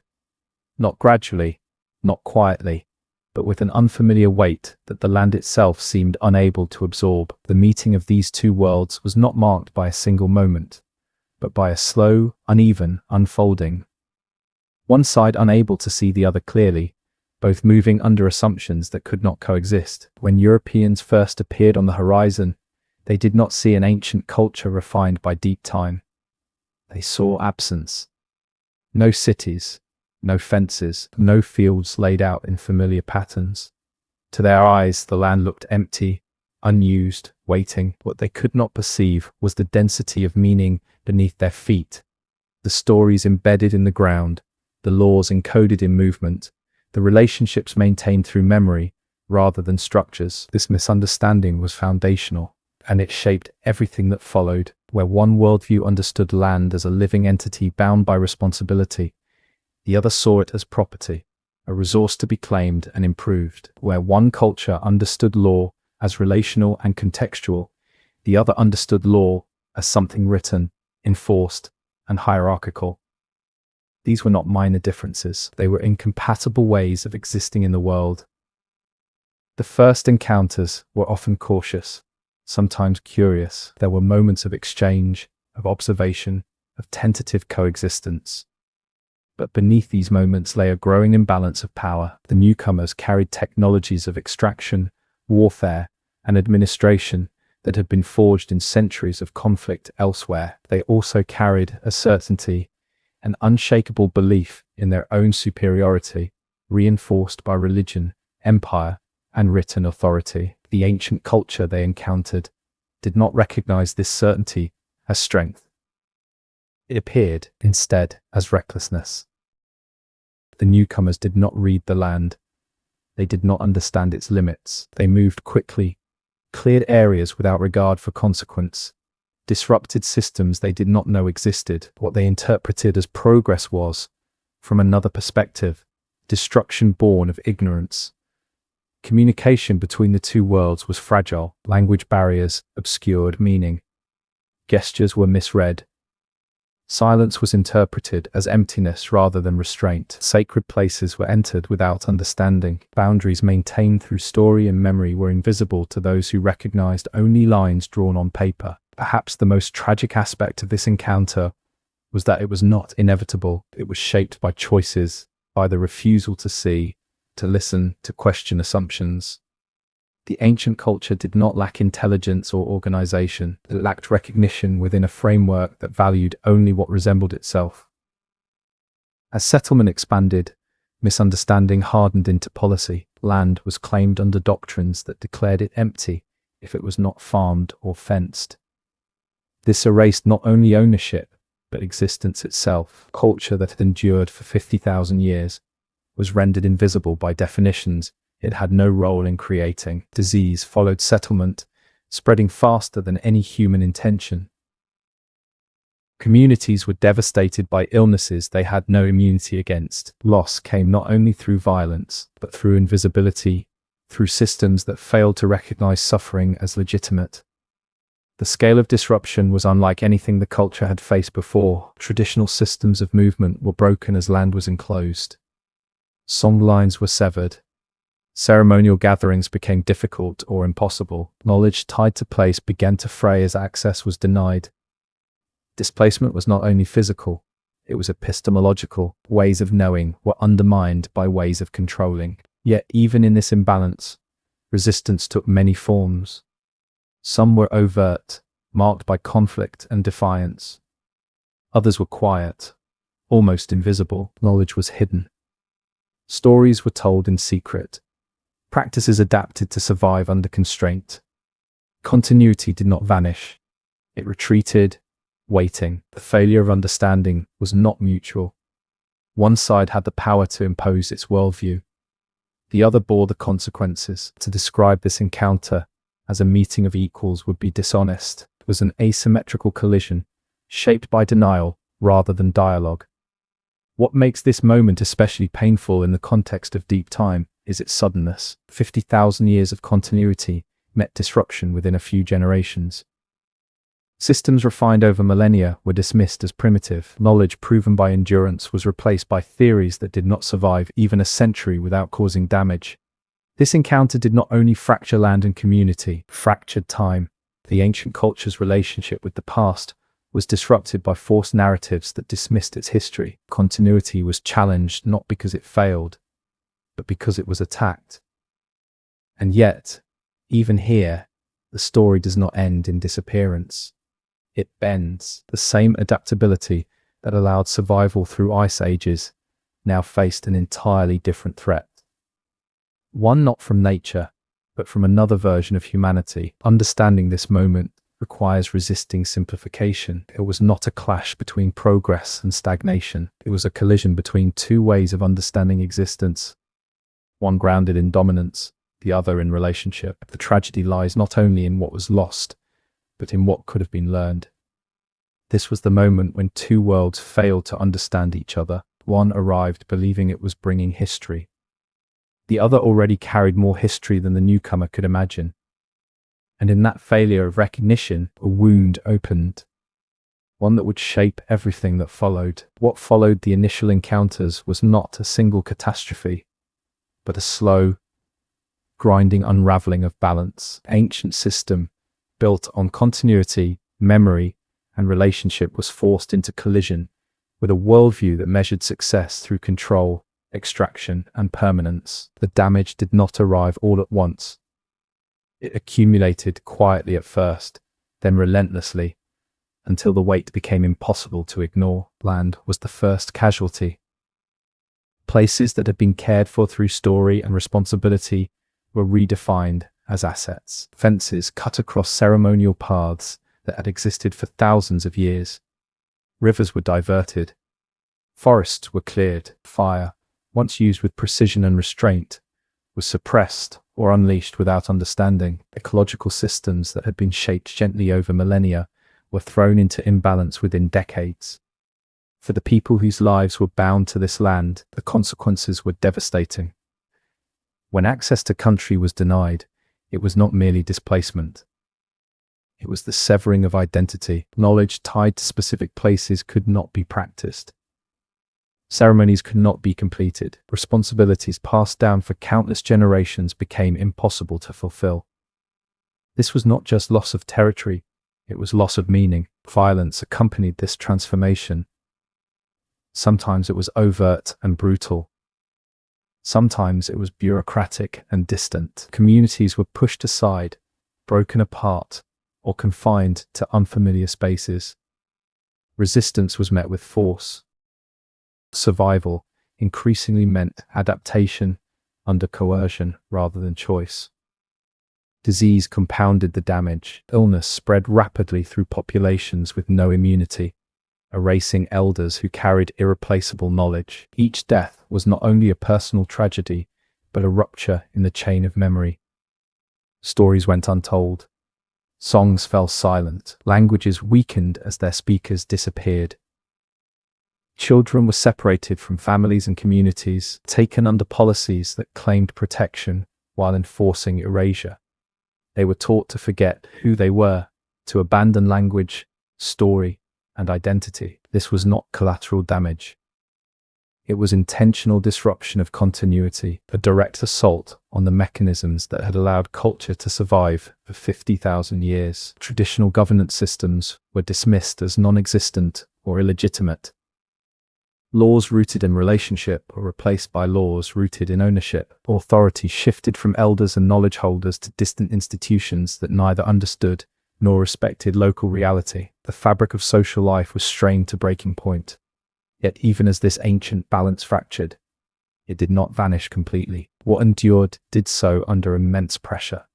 Knowledge adapted again, but now under conditions it had never evolved to face. Practices were concealed, stories were encoded more deeply. Memory learned how to survive invisibly. This survival came at a cost. Trauma accumulated across generations. Disconnection from land created wounds that could not be healed through adaptation alone. The loss was not only cultural, but psychological and spiritual. A system designed for continuity was forced into fragmentation. The breaking of balance also extended beyond human communities. Environmental degradation followed patterns of extraction unfamiliar to the land. Soil exhausted, water polluted, species declined. The consequences of ignoring long-held ecological knowledge became increasingly visible, affecting settlers and newcomers, as well as those displaced. Ironically, some of the very practices once dismissed as primitive would later be recognized as essential. Controlled burning, sustainable harvesting, and deep ecological awareness resurfaced in scientific discourse, often stripped of their cultural origins. The land, it seemed, remembered what people tried to forget. This period cannot be understood as a simple story of victimhood or defeat. It is a story of endurance under conditions designed to erase. Continuity did not remain intact, but neither was it extinguished. Fractured, scattered, and endured in pieces, waiting for space to reassemble. The breaking of balance was not inevitable. It was the result of choices, of refusal to listen, to recognize value beyond familiar forms. That refusal left scars that remain visible today, in communities, in landscapes, in unresolved histories.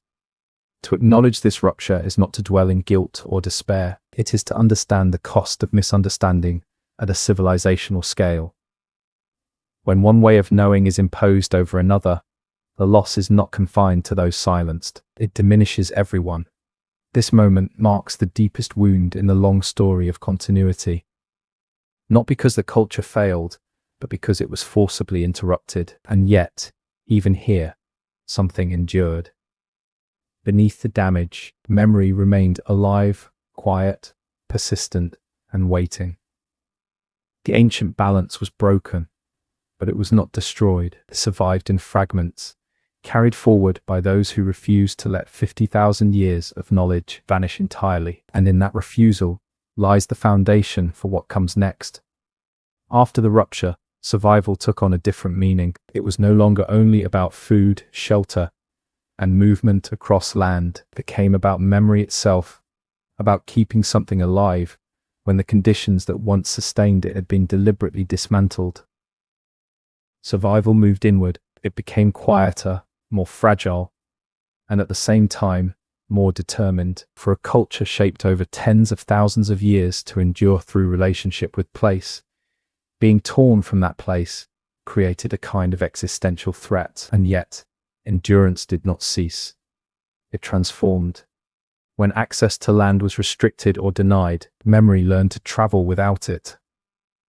Stories once tied to specific locations were held within people, carried across distances they were never meant to cross. Knowledge adapted, not because it was meant to, but because it had to. This was survival beyond survival, the persistence of identity when the material foundations of life were under constant attack. Elders became living archives, holding stories, language, and law within themselves, even as the world around them demanded forgetting. Teaching often happened in fragments, in moments stolen from oversight, in whispers rather than ceremonies. What had once been shared openly now required protection.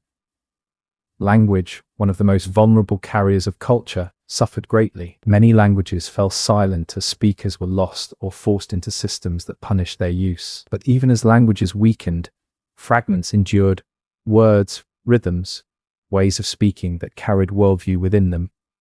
In some cases, a single speaker became the last guardian of an entire linguistic universe. Survival, then, meant remembering even when there was no one left to speak to. Ceremony adapted as well. Large gatherings became impossible in many places, but smaller acts persisted. A song sung quietly, a story told at night, a gesture repeated exactly as it had been taught.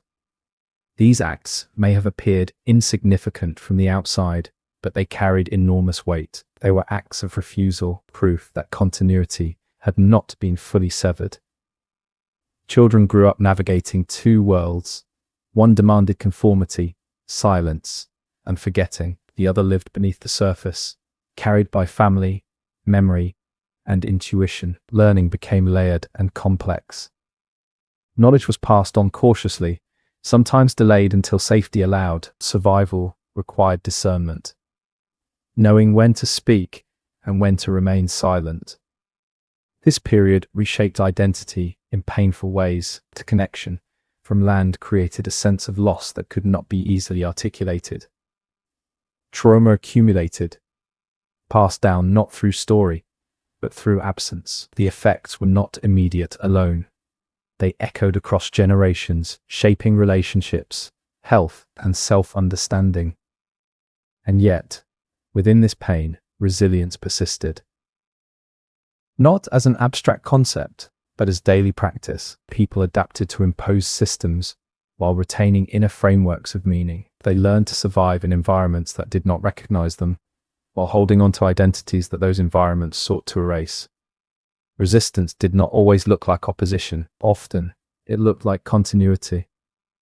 Like refusing to let a name be forgotten, like insisting on telling a story exactly as it had been told before, even when it seemed to have no place in the modern world, like teaching a child a word that authorities said should no longer exist. This form of survival was exhausting. It required constant vigilance. It came with grief, anger, and profound fatigue. But it also carried purpose. Memory was not preserved out of nostalgia. It was preserved because it mattered, because it held a different way of being human, one worth carrying forward even when the future seemed uncertain. Over time, cracks appeared in the systems that enforced erasure. The certainty of imposed superiority began to weaken. Voices once silenced began to be heard, though often imperfectly and late. Space slowly emerged for cultural expression that had long been suppressed. Survival beyond survival meant being ready for that moment, being able to remember when remembering became possible again. The fragments held through generations could begin to reconnect.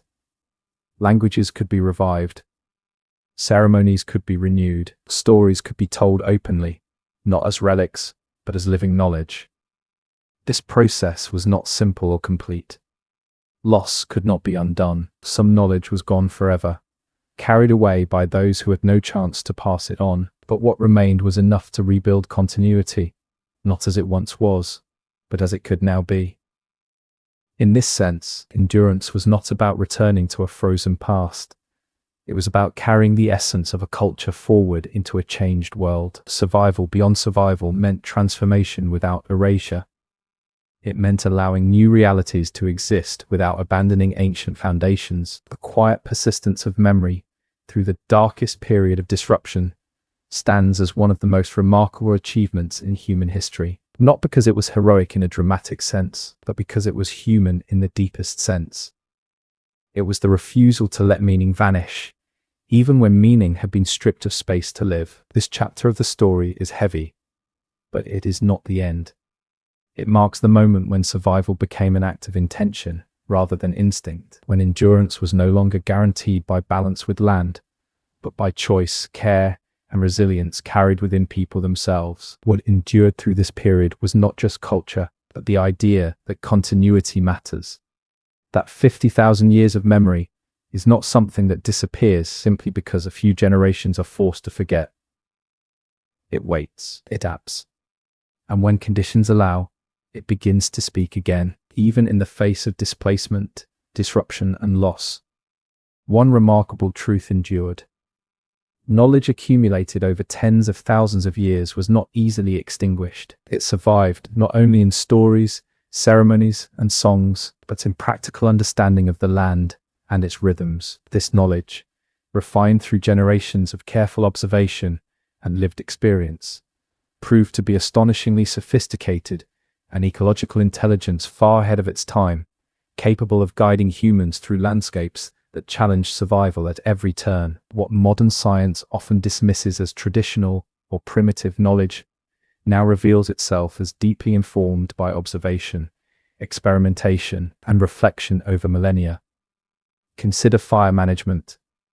For outsiders arriving centuries later, fire might appear dangerous, destructive, or uncontrolled. Yet the practice of deliberate burning had evolved into a complex system designed to sustain life on the land. Fires were lit strategically to encourage the growth of certain plants, to clear underbrush without destroying habitats, and to attract or herd animals for hunting. Different seasons, winds, and soil types required precise understanding. It was not guesswork. It was an adaptive strategy owned over thousands of generations, with a subtlety that continues to impress contemporary ecologists. Each burn was a form of landscape engineering, low impact yet profoundly effective, promoting biodiversity and preventing catastrophic wildfires that modern communities now struggle to control. Plants, too, were studied and utilized with care. Knowledge of edible and medicinal species was extensive. Some plants required precise preparation to neutralize toxins. Others could only be harvested at specific times to ensure sustainability. Knowledge about flowering cycles, seed dispersal, and animal interactions was embedded in oral histories and stories, encoded in ways that ensured accurate transmission across generations. These were not isolated observations.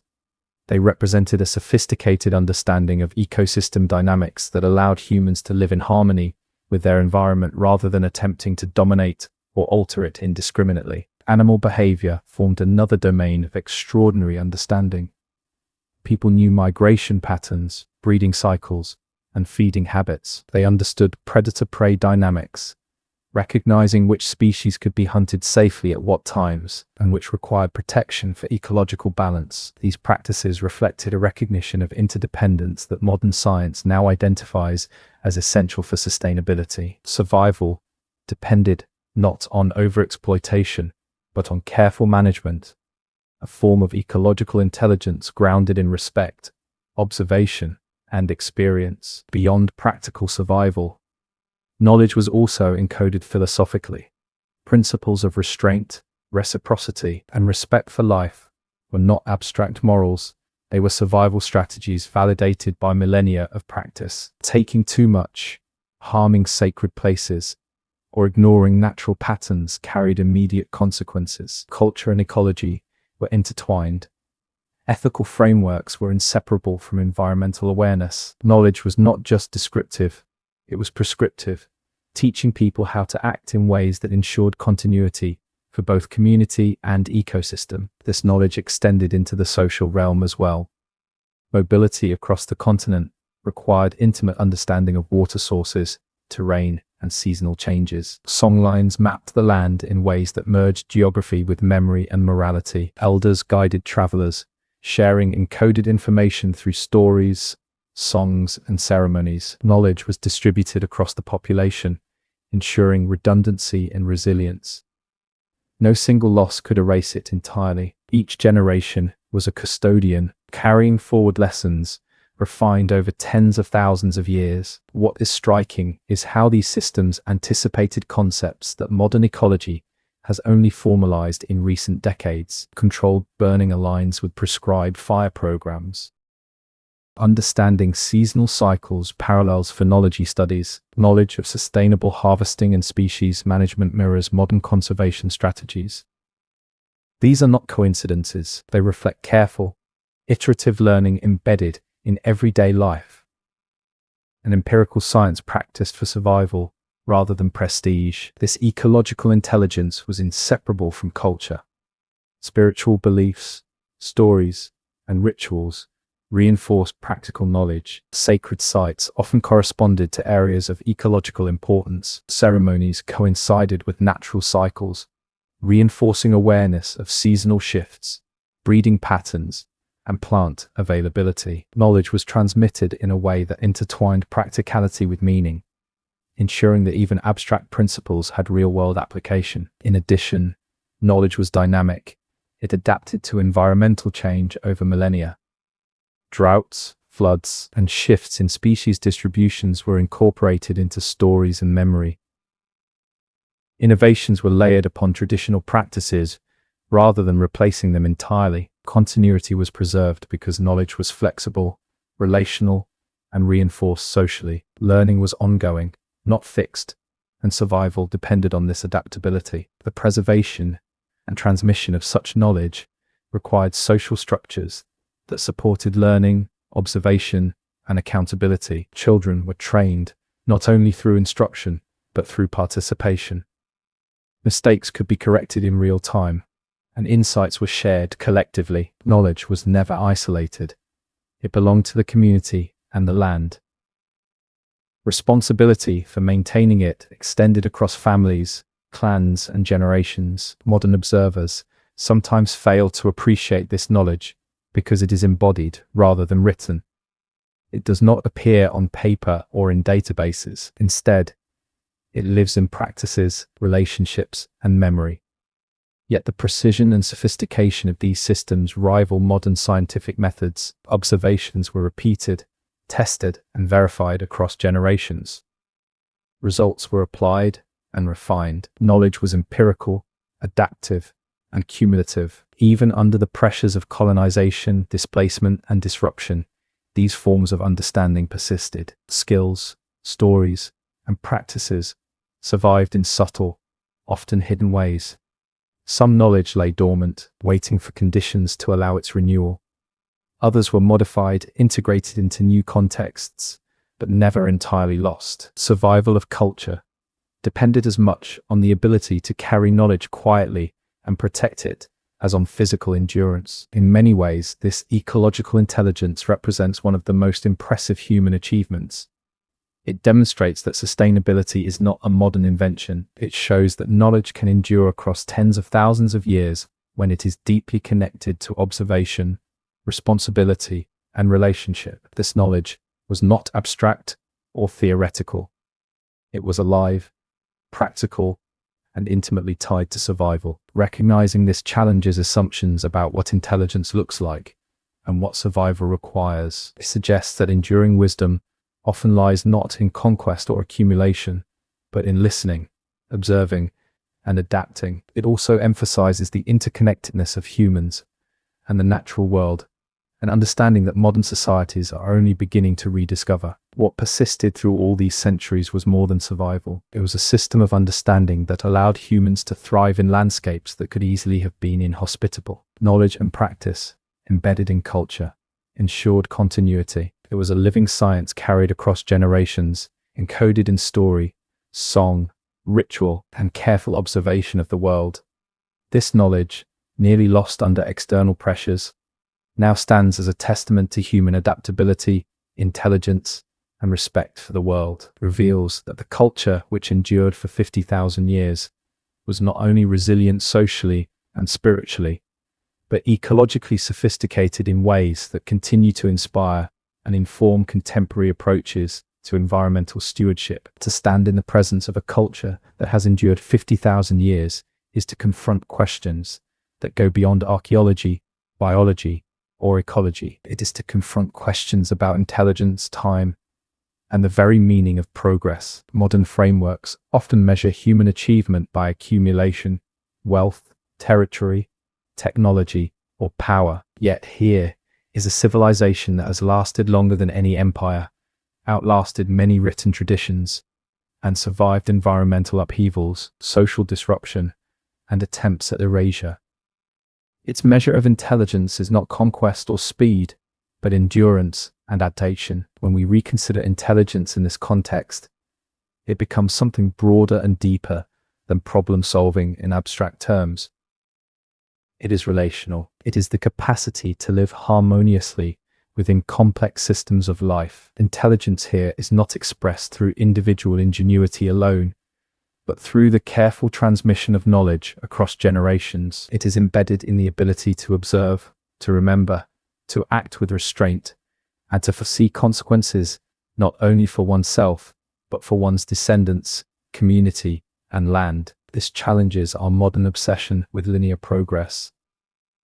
We often assume that civilization must advance, that each generation should surpass the last in material or technological terms, but endurance requires a different mindset. It values stability over novelty, depth over breadth, and relationship over accumulation. In such a framework, wisdom is not measured by what is created, but by what is preserved, balanced, and integrated. Survival itself is a form of intelligence, one that requires foresight, humility, and restraint.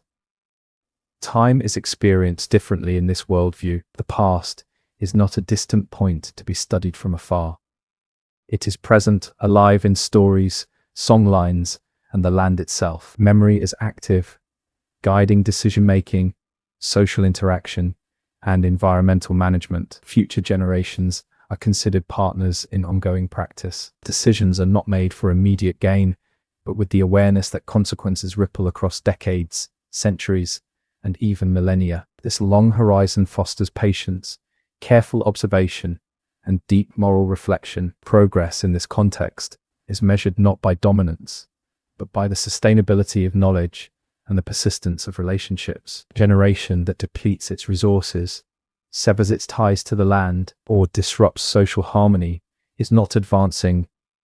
It is eroding the foundations of survival. Conversely, those who act in alignment with ecological rhythms, social obligations, and moral principles are, in a profound sense, highly intelligent. Their success is measured in continuity, not accumulation.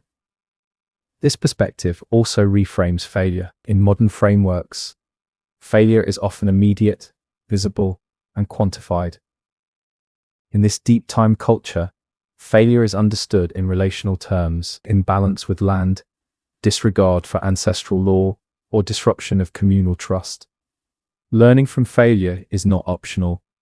It is essential. The stakes are absorbed into story, song, and ritual, ensuring that memory strengthens rather than weakens with time. Ethics and intelligence are inseparable in this system.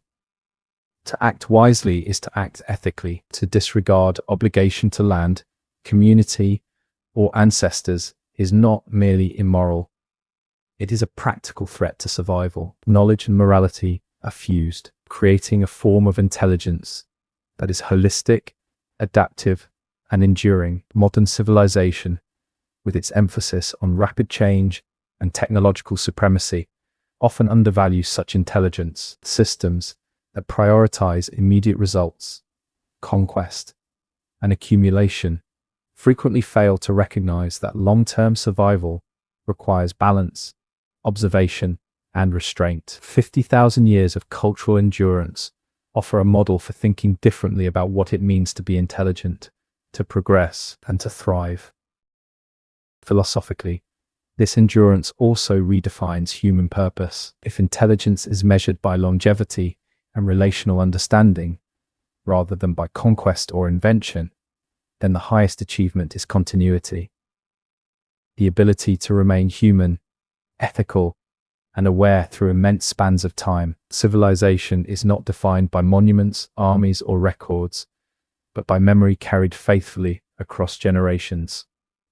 This perspective invites reflection on the modern human condition. Societies that dominate quickly often pay the price in ecological collapse, social fragmentation, or cultural amnesia. In contrast, a system oriented toward endurance fosters stability, resilience, and wisdom. It asks whether humanity's goals should focus on rapid expansion or on listening, learning, and adapting over the long arc of time. The culture that endured through ice ages, rising seas, and colonization demonstrates that intelligence is relational, cumulative, and moral. It teaches that survival is not only a biological imperative, but a social, ecological, and ethical one. Knowledge must be shared, action must be responsible, and the land must be respected. Intelligence is measured in the ability to sustain life, not just for oneself, but for countless generations to come. Time itself becomes a teacher. In a worldview shaped over tens of thousands of years, impatience is dangerous. Immediate gratification is irrelevant. Decisions are evaluated across decades, centuries, and millennia. This long-term perspective encourages foresight, care, and the cultivation of relationships that can withstand disruption. Progress is reimagined as stability, continuity, and adaptability rather than expansion. Intelligence is measured by survival, not accumulation. Morality is intertwined with practicality. Knowledge is not a commodity, but a responsibility. This ancient worldview challenges modern assumptions about what it means to advance, to innovate, and to understand the world. To look at this culture is to see a different model of human achievement, one that emphasizes listening over domination, patience over speed, and endurance over spectacle. Its lessons are philosophical as much as practical. They ask whether modern civilization has mistaken noise for wisdom, speed for insight, and accumulation for intelligence. In the end, rethinking intelligence, progress, and time in light of 50,000 years of continuity forces a confrontation with our own assumptions. It asks whether humanity's highest measure should be conquest and growth, or whether true mastery lies in the capacity to endure thoughtfully, ethically, and relationally. It invites reflection on what it truly means to be human, capable of carrying memory, meaning, and responsibility across deep time. Even after centuries of disruption, displacement, and cultural suppression, the voices of this ancient culture refused to disappear. They persisted quietly, in subtle acts, in stories whispered to children, in ceremonies performed in hidden spaces, and in songs carried across generations. These voices were neither loud nor public in the way outsiders might expect, yet they were powerful, resilient, and unbroken. They carried knowledge, identity, and memory across a landscape that had been forcibly altered, ensuring that the continuity forged over 50,000 years remained alive. Language was one of the primary vessels for these voices. Despite efforts to suppress it, words, phrases, and dialects survived in homes, in families, and among elders who acted as living repositories of memory. These languages were not mere tools for communication. They were encoded systems of knowledge, carrying information about land, seasons, social law, and ecological relationships. Even a single word could contain centuries of understanding. To lose the language was not only to lose communication, it was to lose a framework for perceiving and interacting with the world. Stories, too, were preserved with care. Oral narratives encoded not only history, but also law, ethics, and environmental knowledge. They were more than entertainment. They were instruction manuals for life, guiding behavior, teaching respect, and ensuring survival. In times of extreme disruption, stories were shared discreetly, sometimes orally within small family units, at times passed along in coded forms to protect their integrity. These narratives maintained continuity, even when the physical spaces in which they had been anchored were lost or transformed. Ceremony became a method of resistance and preservation. Even when access to traditional lands was restricted, rituals adapted to new spaces and circumstances. Ceremonial practices, songs, dances, and symbolic acts functioned as living memory, reconnecting participants to ancestors, land, and shared laws. Each performance reaffirmed identity and reinforced social cohesion, ensuring that culture was not merely remembered, but lived, even in adversity. Through ceremony, memory was made tangible, and continuity became visible in action. Elders played a critical role in preserving these voices. They were guardians of knowledge, responsible for guiding younger generations in the ways of the world, ensuring that lessons survived despite social, political, and environmental disruption. Their role was both practical and symbolic. They embodied the past, the law, and the land itself. Respect for elders was not ceremonial alone. It was a practical strategy for continuity. Listening to and following their guidance ensured that knowledge could be transmitted accurately across generations. Children grew up navigating multiple realities. One reality imposed by external authorities demanded forgetting and assimilation, while another, quieter reality, required remembering, observing, and learning. This dual experience demanded ingenuity and care, as well as resilience. Learning became an act of survival and resistance, embedding cultural knowledge in new contexts without losing its essence. Through this process, young people became carriers of culture, capable of bridging fractured worlds and reconnecting dispersed communities. Revival efforts in the modern era illustrate the enduring strength of these voices. Languages once thought extinct have been reclaimed. Ceremonies once hidden have been renewed in public spaces. Stories preserved in fragmented form have been reassembled, retranslated, and reintegrated into cultural practice. These efforts demonstrate that continuity does not require perfect preservation. It requires attentive, deliberate care. Even fragmented knowledge, when treated with respect and effort, can blossom into living tradition. This process of cultural revival highlights the interconnectedness of memory, place, and identity. Knowledge cannot be abstracted from context. Songs regain meaning when sung on ancestral land. Stories regain power when connected to ceremonial practice and ecological observation. Language regains vitality when spoken daily, not just recorded. Continuity requires practice, merely acknowledgement. The persistence of voices also underscores the importance of relational understanding. Knowledge is sustained not individually, but collectively. Elders, youth, families, and communities share responsibility for continuity. Memory is distributed, redundant, and resilient precisely because it exists in networks rather than in isolated nodes. Each voice contributes to a larger chorus, ensuring that loss in one area does not equate to disappearance. These living voices also carry moral and philosophical lessons. They demonstrate that endurance is not merely survival. It is an active, deliberate process that requires care, attention, and ethical engagement. They show that culture is not fixed in monuments or texts, but is maintained through practice, relationship, and responsibility. They remind us that knowledge, identity, and continuity are inseparable from action and attentiveness. Modern observers may struggle to perceive the vitality of these voices because they do not always conform to expectations of permanence or visibility. Yet their resilience is evident in the ability of knowledge to adapt, survive, and flourish despite immense pressure. They reveal that culture is not extinguished simply because external structures fail to recognize it. Memory, care, and practice sustain it in ways that defy simplistic measurement. The persistence of these voices also offers a model for thinking about resilience more broadly. Endurance is not about static preservation or resistance to change. It is about flexibility, relationality, and responsiveness. It is about embedding knowledge in practice, ethics, and memory so deeply that even disruptive forces cannot fully erase it.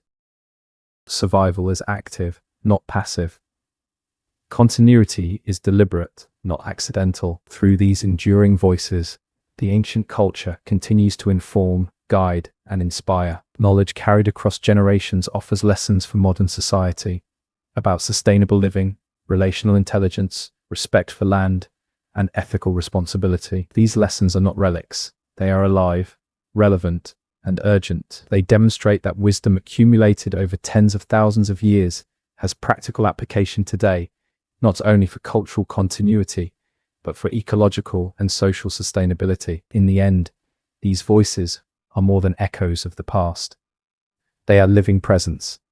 They connect people to land, to ancestors, and to one another. They embody continuity, resilience, and the deep intelligence required to endure across 50,000 years of change. Listening to them is not an act of nostalgia. It is an encounter with knowledge that has survived, adapted, and remained vital despite centuries of challenge. 50,000 years of continuity carry lessons that extend far beyond the boundaries of any one culture or generation. When we look back across such spans of time, the human experience becomes not just a record of survival, but a mirror reflecting possibilities for how we might live now. The people who walked these lands, who maintained their knowledge, memory, and identity across millennia, offer a profound example of how humans can relate to the world, to each other, and to time itself. Their example challenges assumptions about mastery, control, and progress, inviting reflection on what it means to live responsibly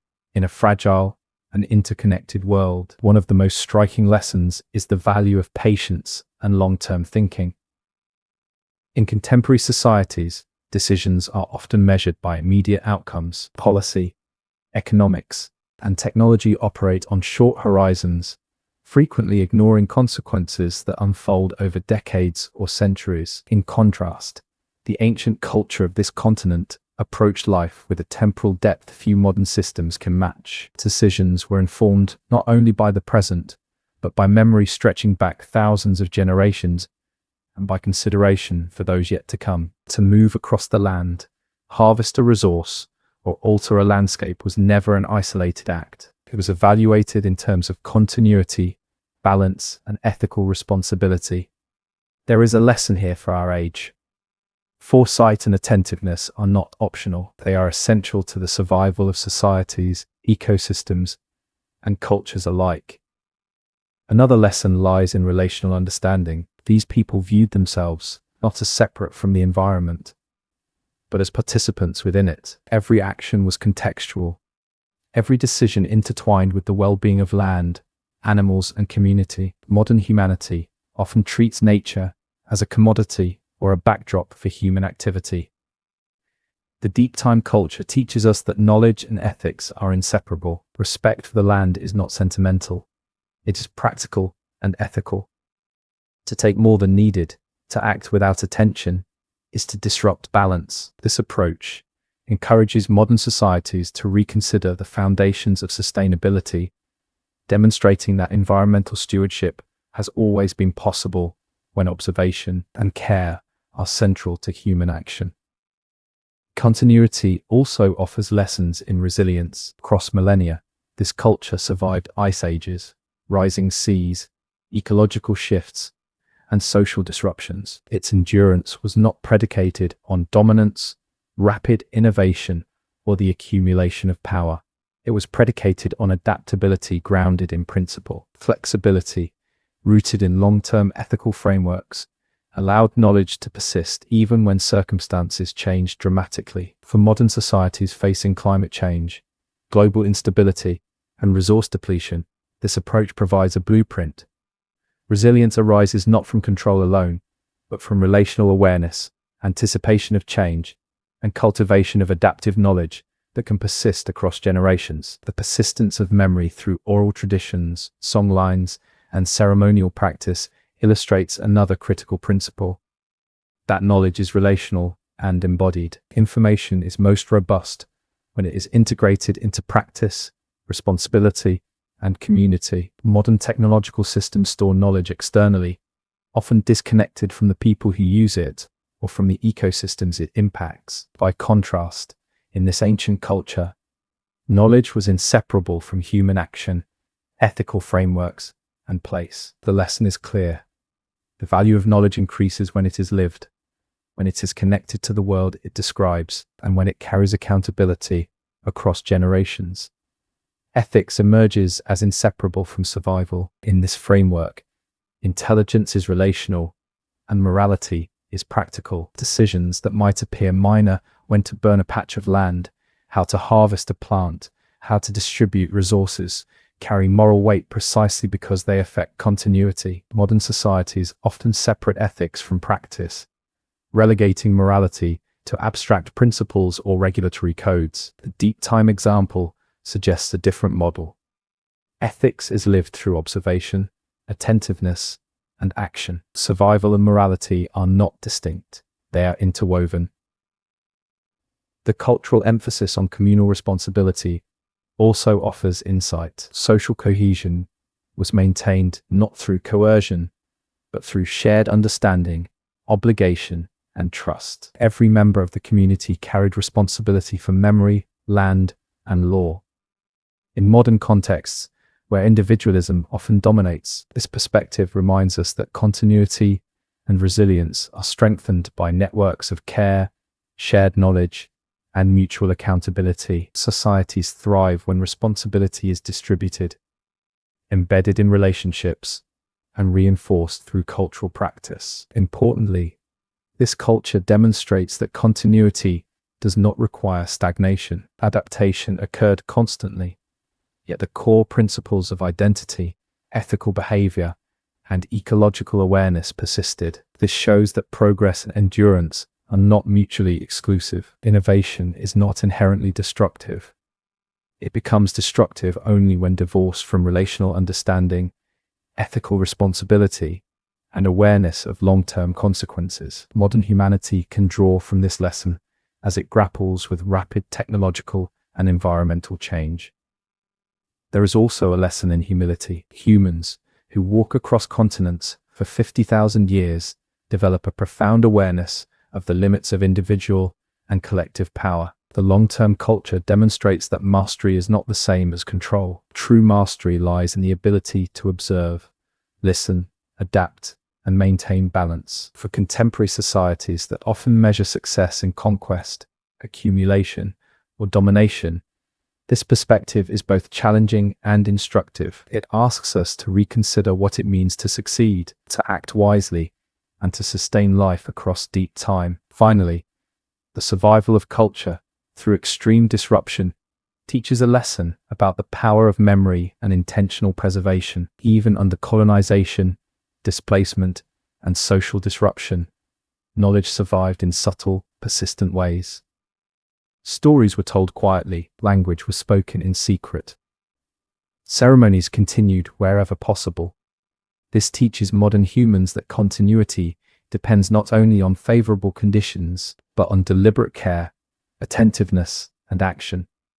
Memory, identity, and practice must be actively preserved, particularly under threat. Taken together, these lessons suggest that 50,000 years of continuity is not merely an anthropological curiosity. It is a guide for living in a fragile world.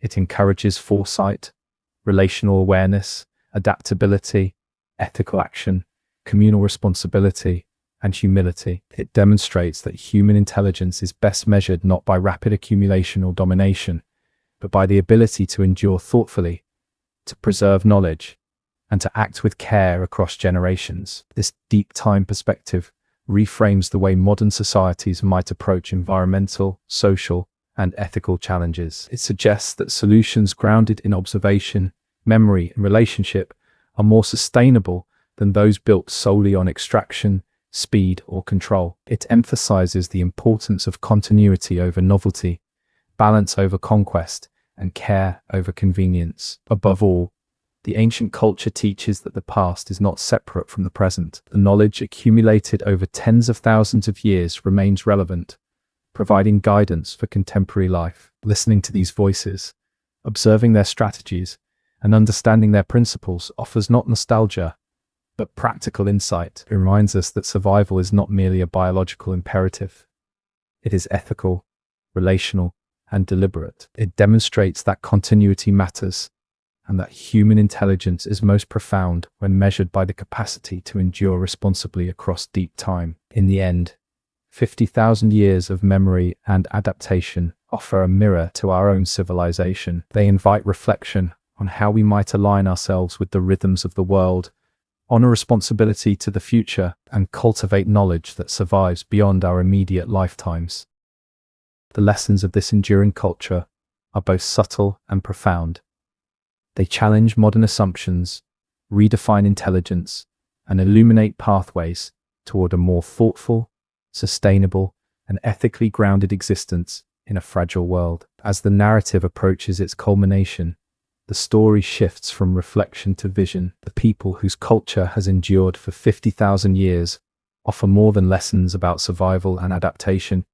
They offer a glimpse into a kind of future shaped by memory, continuity, and relationship. This is a future that does not rely solely on rapid innovation, accumulation, or conquest, but on understanding, restraint, and care. The oldest culture in the world demonstrates that longevity is possible when humans act with awareness of time, responsibility to others, and respect for the living systems that sustain them.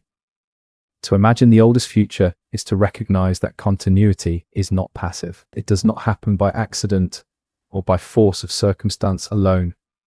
It is an active process requiring attention, intention, and deliberate action across generations. Every decision, from how land is used to how knowledge is passed on, contributes to the preservation or disruption of the system. The longest unbroken cultural line demonstrates that true endurance is achieved not by domination, but by alignment with place, with community, and with the cycles of life itself. In this perspective, the landscape is more than a resource.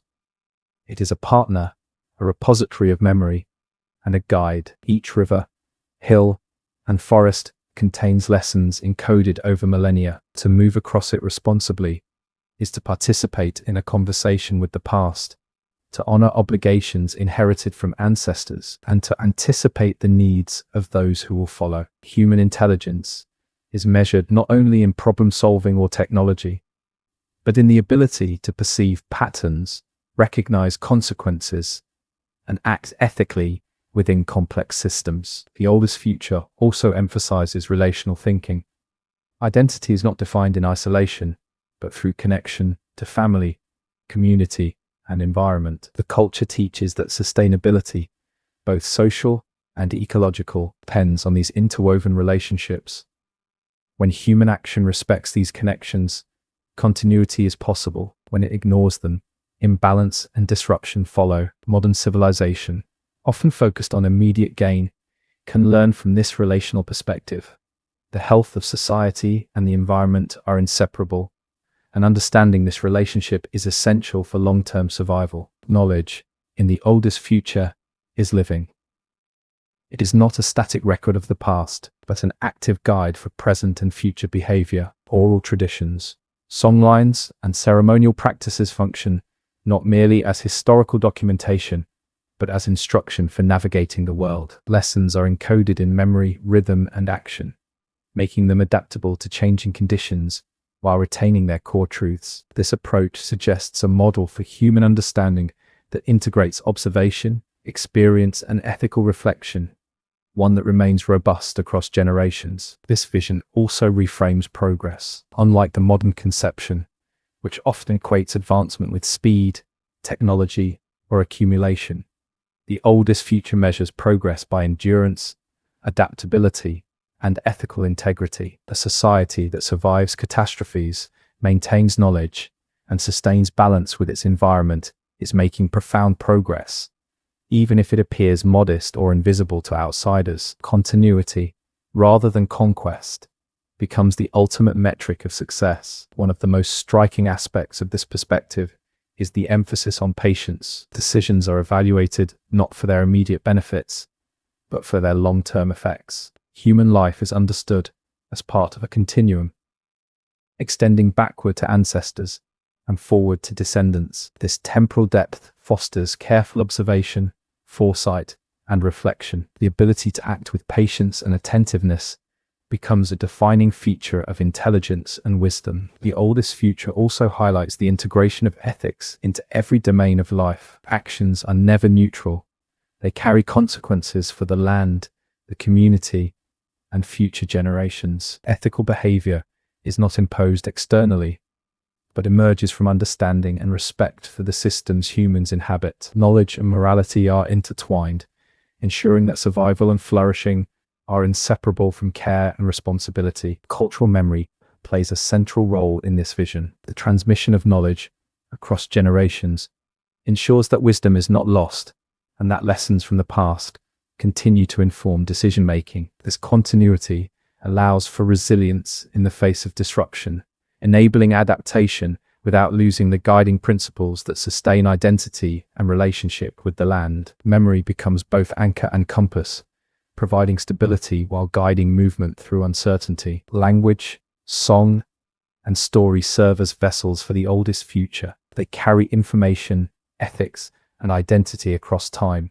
ensuring that generations remain connected to ancestral wisdom. These forms of transmission reinforce relational awareness, communal responsibility, and ecological intelligence. Even when physical landscapes change or communities are dispersed, these practices allow culture to endure and guide future action. In addition, this perspective recognizes the necessity of humility.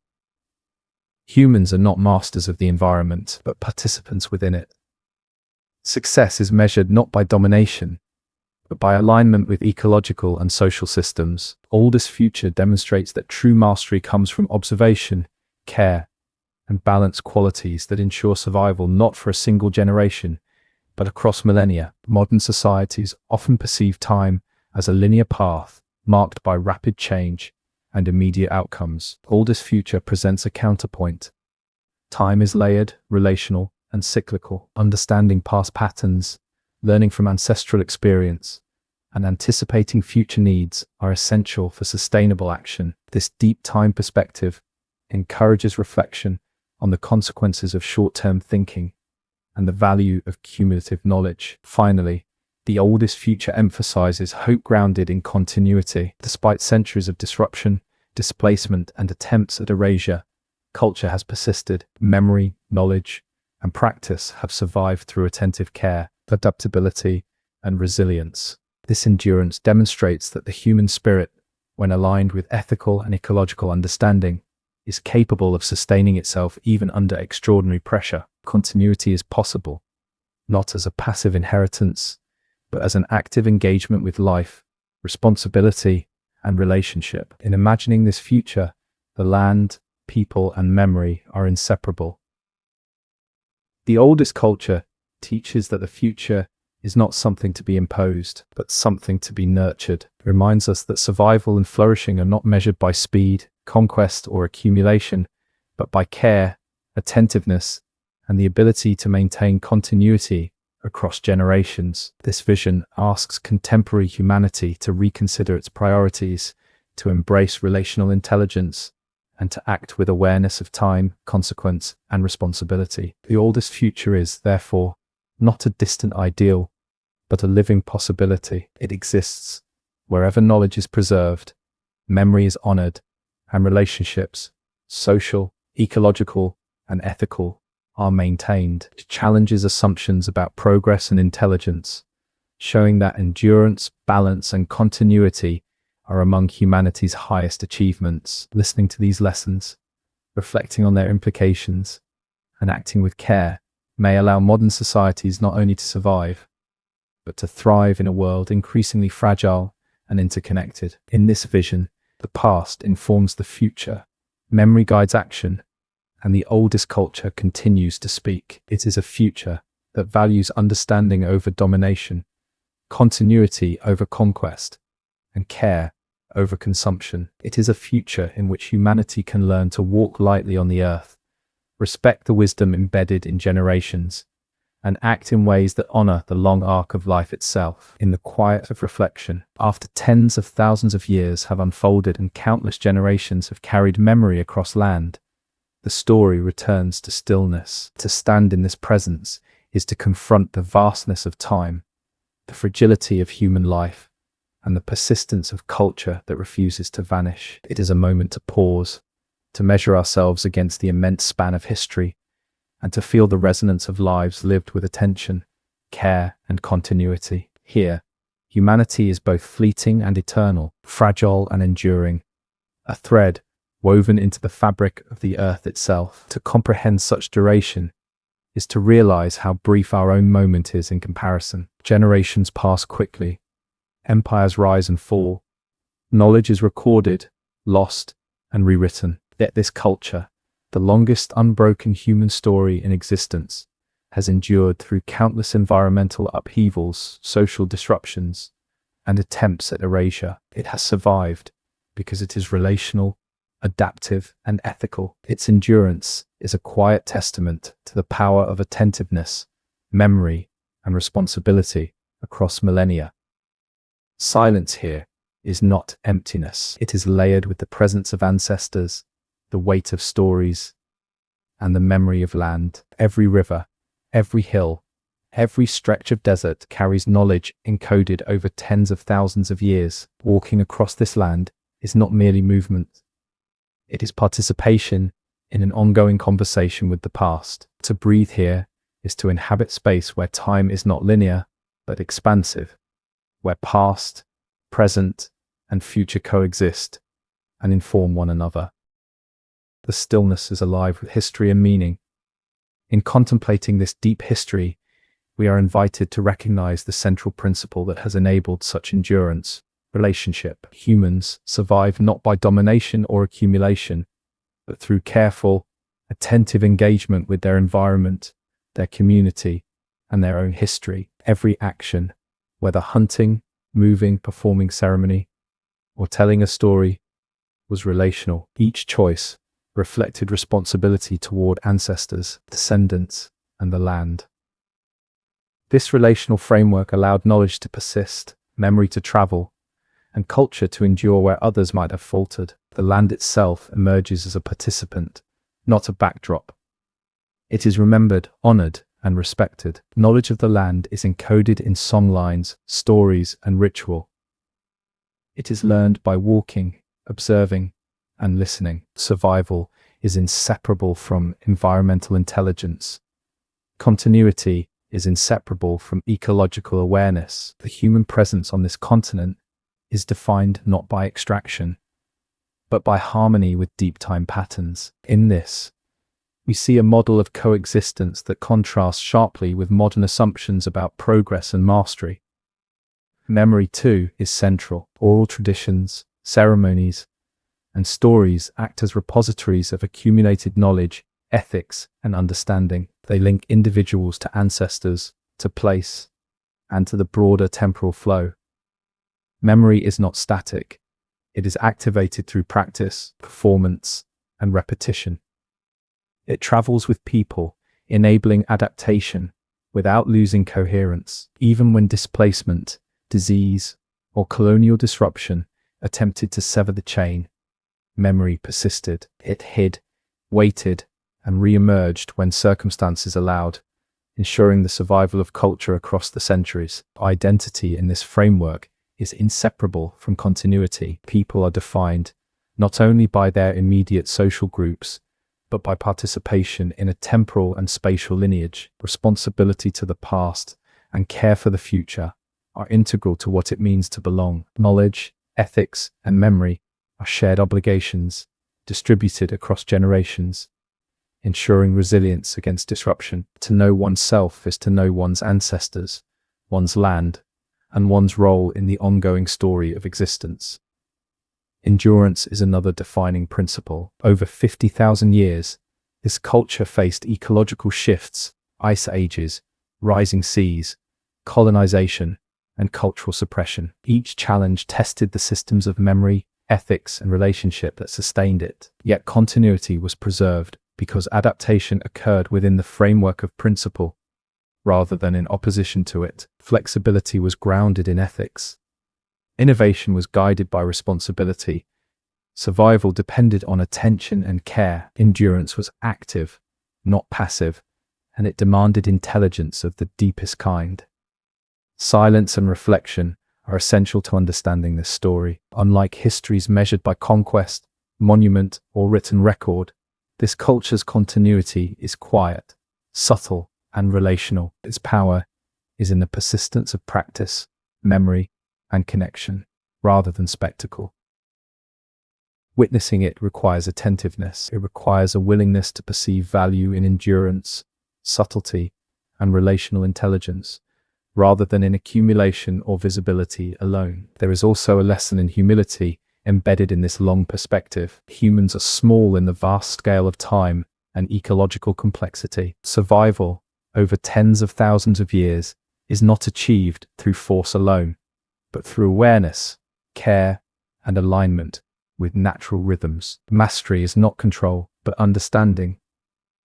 Knowledge is not domination, but attentiveness. Life is measured not by immediate triumph, but by the ability to endure responsibly through countless generations. This perspective reframes the way we think about history, culture, and civilization. Progress is not linear, and intelligence is not only technological. True achievement can be measured in resilience, relational awareness, ethical action, and continuity. These are forms of success that modern societies often overlook, yet they are among the most profound human accomplishments. The longest unbroken culture demonstrates that endurance is a higher form of intelligence than dominance, patience a greater strength than speed, and care a more lasting contribution than conquest. In the stillness, one also feels the presence of loss, absence, and trauma. Centuries of disruption have left scars. Displacement, violence, and erasure have challenged continuity. Yet even in these fractures, memory persists. Knowledge survives, often hidden, often silent, awaiting the moment when it can re-emerge. The persistence of culture in the face of adversity is itself a form of resilience that demands recognition and reverence. To stand in this moment is to be humbled by the scale of human history. It is to recognize that individual lives, empires, and even civilizations are brief compared to the endurance of culture built on relationship, memory, and care. It is to understand that survival is not merely biological, but ethical, relational, and temporal. To witness continuity is to see human intelligence expressed across deep time. This quiet conclusion reminds us that culture is living, not frozen. It exists in practice, in memory, and in relationship. It is sustained not by monuments or texts alone, but by action, observation, and ethical engagement. Continuity is maintained through attentiveness, care, and deliberate effort, generation after generation. In this way, the past continues into the present, and the present carries the possibility of guiding the future. Humanity, placed against this vast backdrop, is both transient and enduring.